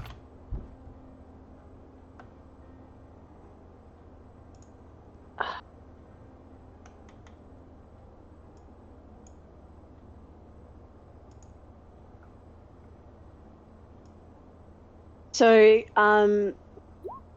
at the end of the rest, everybody adds 7 points, additional hit points. Great. Song of Rest. As, Lauren just kind of So plays a additional what? happier tune. How much? D12? 7. 7. Yep. 1d12 hit points.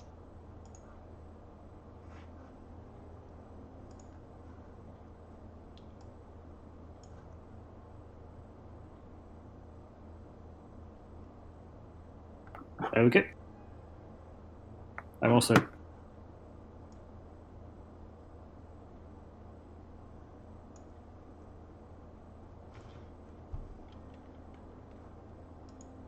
So the moment we enter the stairwell, Yep. I'll ping on my divine sense again. Okay.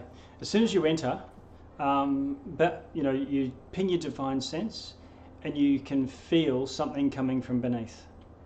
Straight away. Yeah. It doesn't go through stones and stuff. That's okay. Okay. I think it's beneath us. The shadow creature.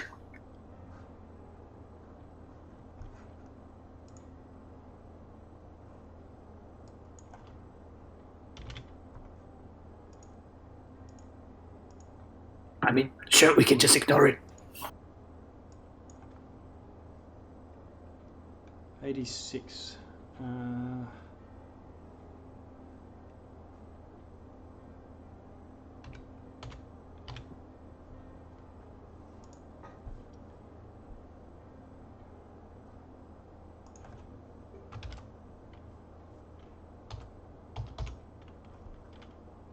And what do you want to do? So Solotl has said the creature's still coming. I can sense it beneath. I think we move up to the next Okay. landing and try and force our way through. Okay. So Okay. In the move order, Xeroto will go last so that he's the first line of defense against the creature. okay.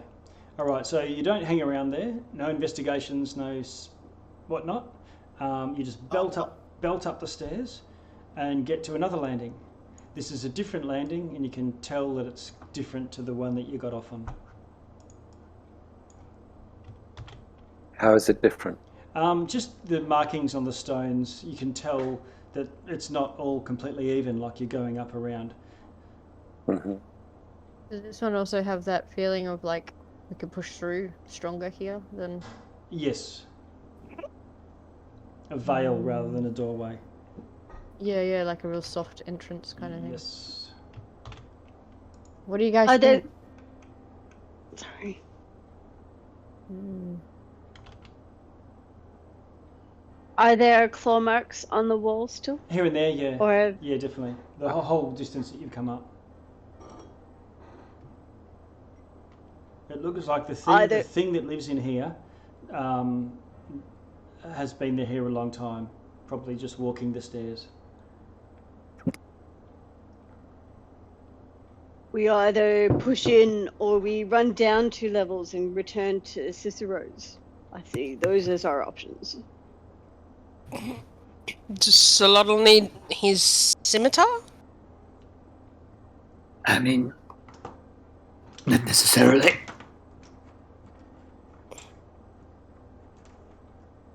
But mechanically, I have an axe. Does exactly the same damage and stuff. I just think scimitars are cool. Yeah. But he's not less effective. Yeah. So what do you want to do? Go up or race down?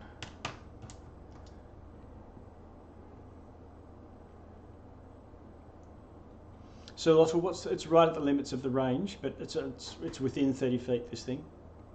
It's not continuous. Oh, it's a The divine sense is like instantaneous. oh, it's a pulse. Okay. Yeah. So just in case it comes up to us, I'm last in the order, in the move order. Okay. So I'm the first one. So upwards. I think we may as well. Rather than backtracking. Okay, this is new. But we could also push through this little. Oh, sorry, I thought that's what we were discussing. I would be keen to search this next entry point or exit from the infinite staircase. Okay, cool. All right. You push through, and it's very easy. Again, you just sort of stumble through and appear in another room.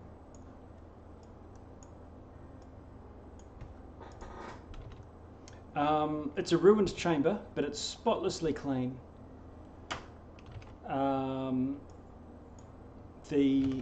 Your feet squeak on the floor. It's so shiny polished.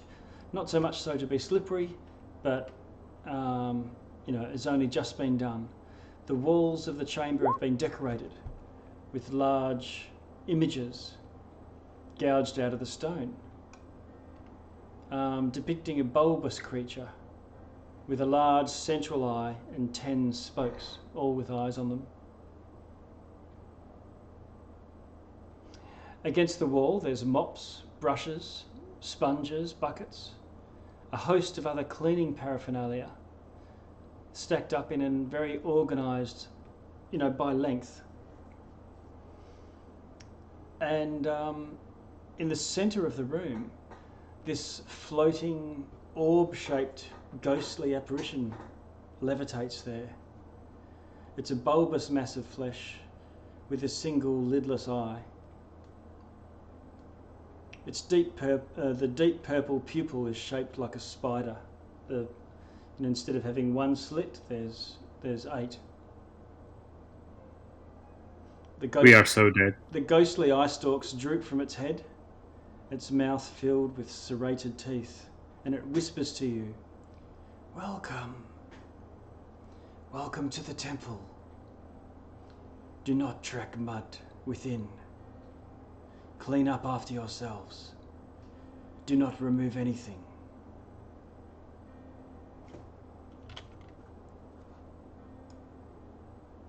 Divine sense. Undead. It's a fiend. Undead. Okay. Lauren's going to start making sure that he's impeccably clean.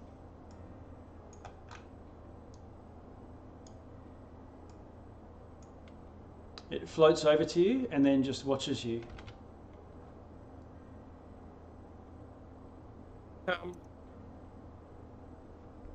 And says, Riddle Castle. Oh, sorry. It says, "Do you understand?"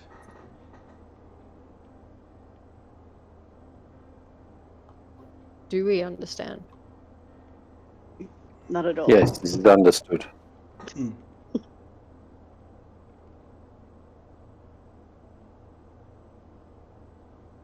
What were you going to say, Riddle? Sorry?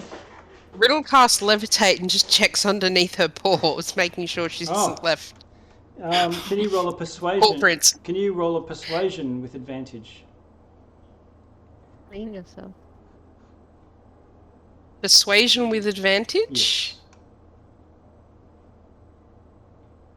Oh.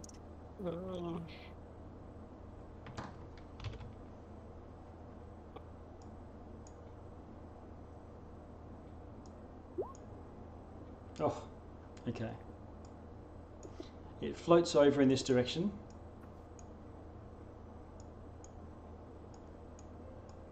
Goes straight. Yeah, not doing well. Goes straight through the wall, Cool. and then spins and looks at you, Riddle. Yep. And it just looks curious. That's it. Are there any dirty prints underneath me, or No, there's not. no? Okay, I'll do my best to leave no mark behind. The room looks fairly empty within.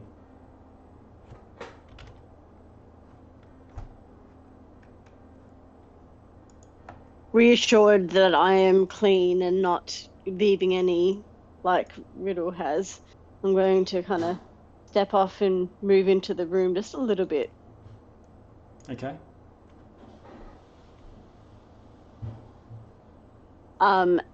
Is my detect magic still up?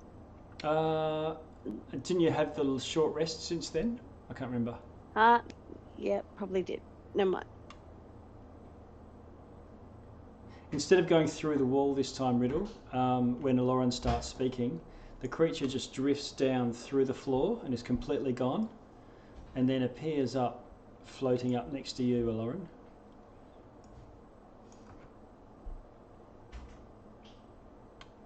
Did I miss a spot? I don't have eyes at the back of my head. And as it looks at you, you can sense that your gear is a little bit heavier. It feels like the things that are magical are no longer magical. Thank you. That was super helpful.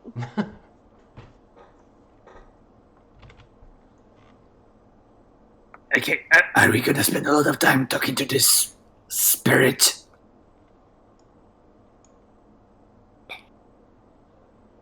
I don't see the girl anywhere in here. So, how far is the cleaning supplies from us? Is there a damp cloth or something amongst them? Oh yeah, yep. There's cleaning supplies, there's mops and stuff like that. Can I cast Mage Hand and use Mage Hand to just kind of mop underneath, Where are you? grab a cloth and mop underneath Okay. myself? You I'd be like, someone has to push me, by the way. you can't get a mage hand. It goes and grabs the mop. The undead ghost beholder looks at you and nods approvingly. And as the mop gets closer to where the beholder is, the beholder closes its big eye.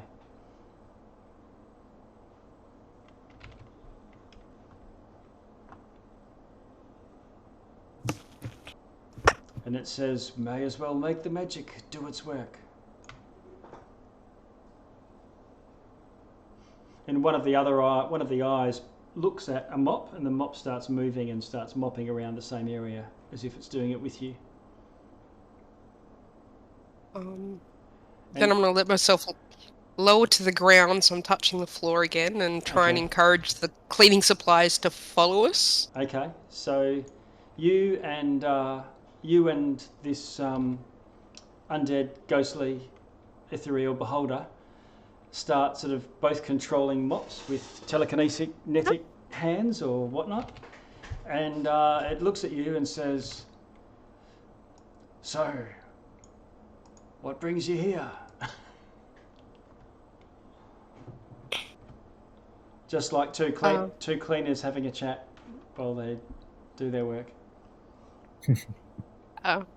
We're looking for a young girl. I hope she hasn't been through here and made a mess of your beautiful floor.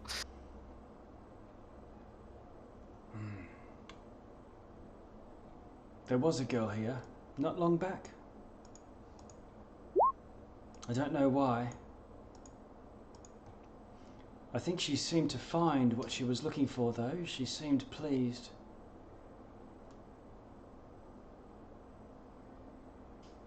Did she? Perhaps you can guide us in the direction she went. We'd hate for her to come back through here tracking mud by accident. Well, we'll just finish up here, I guess.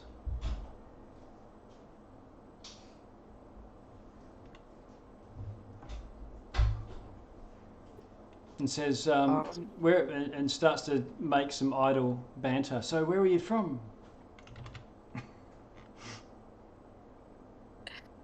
Very far away, and I'm from another time. But I've been here since the beginning. Maybe not as long as that, my friend. I'm gonna maybe try and suggest maybe everyone come forward to the altar in front of the cleaning supplies as subtly as I can with my hands. Like, okay. This room come on, guys. This room used to be full. You missed a spot there where the copper poles used to join in. They're rougher than the smooth stone. And this creature brings an eye around and disintegrates the stone smooth. Yeah. How silly of me, and I'll send the cloth my hand over with the mop of the cloth. All right.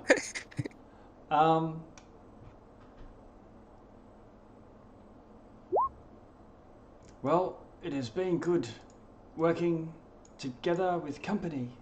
My name's Zecox. I'll put that in the chat. Clear up any...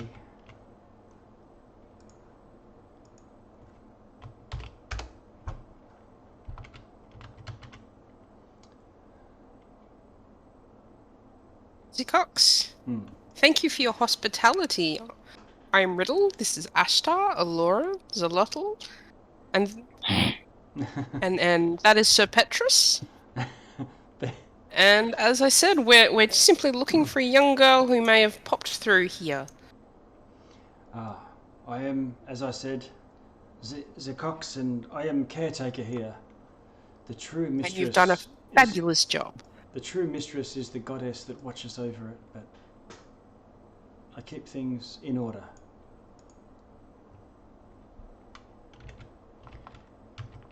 This one's particularly hard. Starts to rattle off a professional appraisal of how hard it is to clean this room. See all those marks there? There used to be a great machine in this place. A giant clockwork one. It had something to do with the constellations, the night sky. It was always leaking oil, and so I made a deal with the custodians of the mausoleum. They take it. Very clever. They took it away, and very clever. Now it's clean and empty, as all things should be.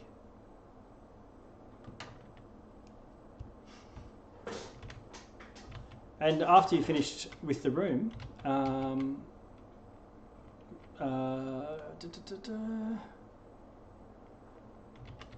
Zecox says there are a number of rooms. You can move about them by going to the stair, but make haste, lest the Nabasu catch you. I think we have met the Nabasu.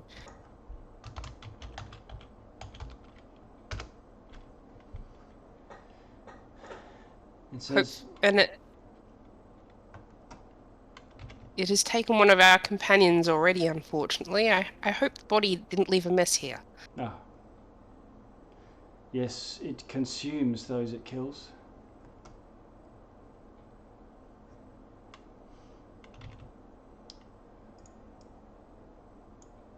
Well, shall we go to the next floor? Yes, please, do guide the way. Okay. It takes you over to the other end of the chamber. You can see where there's this huge statue of a beholder that it's been carving itself, using its to the best of its ability, sculpting with disintegrate ray. What a fantastic self-portrait you've been working on.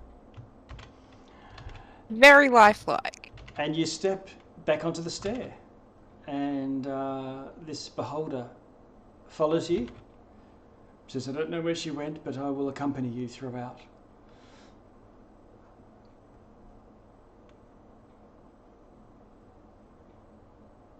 Many thanks.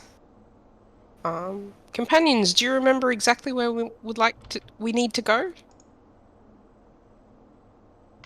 The only rooms of the temple are further above. Yes, I think just continue. If you go to other areas beyond, you'll end up in different areas of the city. Oh. Thank you for the knowledge. Then it sounds like we must go up, my friends.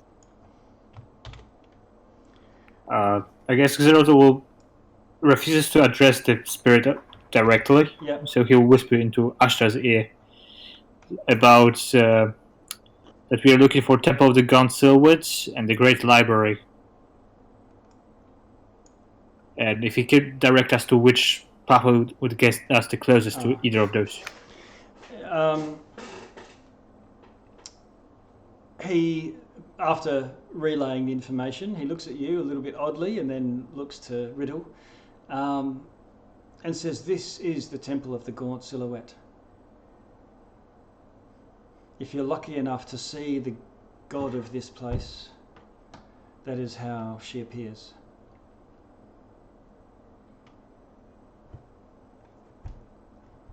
I'm gonna cast See Invisibility. Okay. Cast See Invisibility and look around, and you don't see anything. Nothing shows up as invisible. It also lets me to see into ethereal plane. Oh, okay. Sorry, ethereal creatures and objects appear close interest. Yeah, ethereal plane. Okay. In the ethereal plane, let's have a look.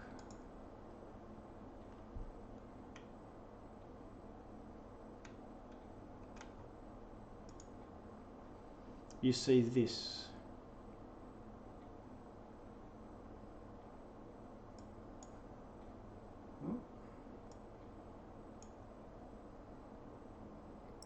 Nothing yet on my end. Try again.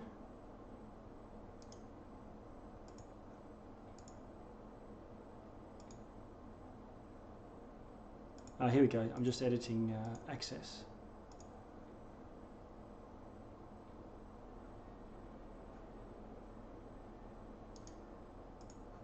Is that coming up? Yeah.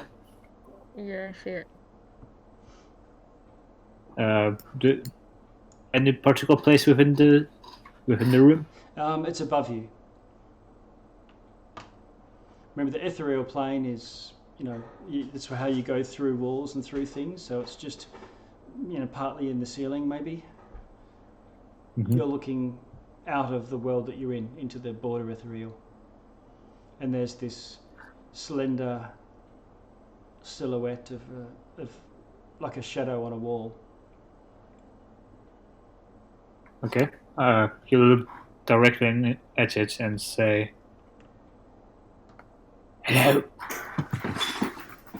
We are in dire need of a friend, and we are told you might be one.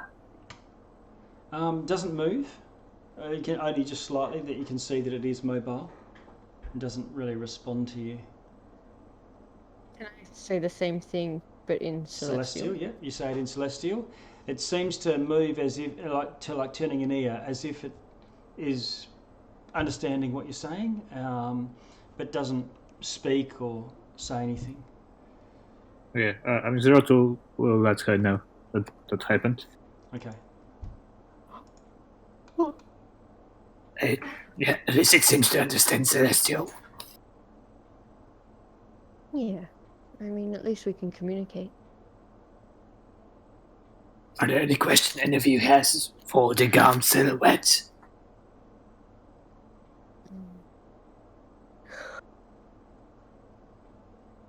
Oh. Sorry, I'm falling asleep. No, yeah. Well, I was gonna call it at 12, so we've just gone past. But I mean, this is as good place as any. Yeah. Gives us time to think of anything. So before we finish the conversation with the Gaunt Silhouette, well, the conversation, that's overstating it. But and before we move through any more veils or any more floors or whatnot, let's call it there. Yeah, you're right. That's a good space, and then we can pick up a conversation, or at least directing any more statements.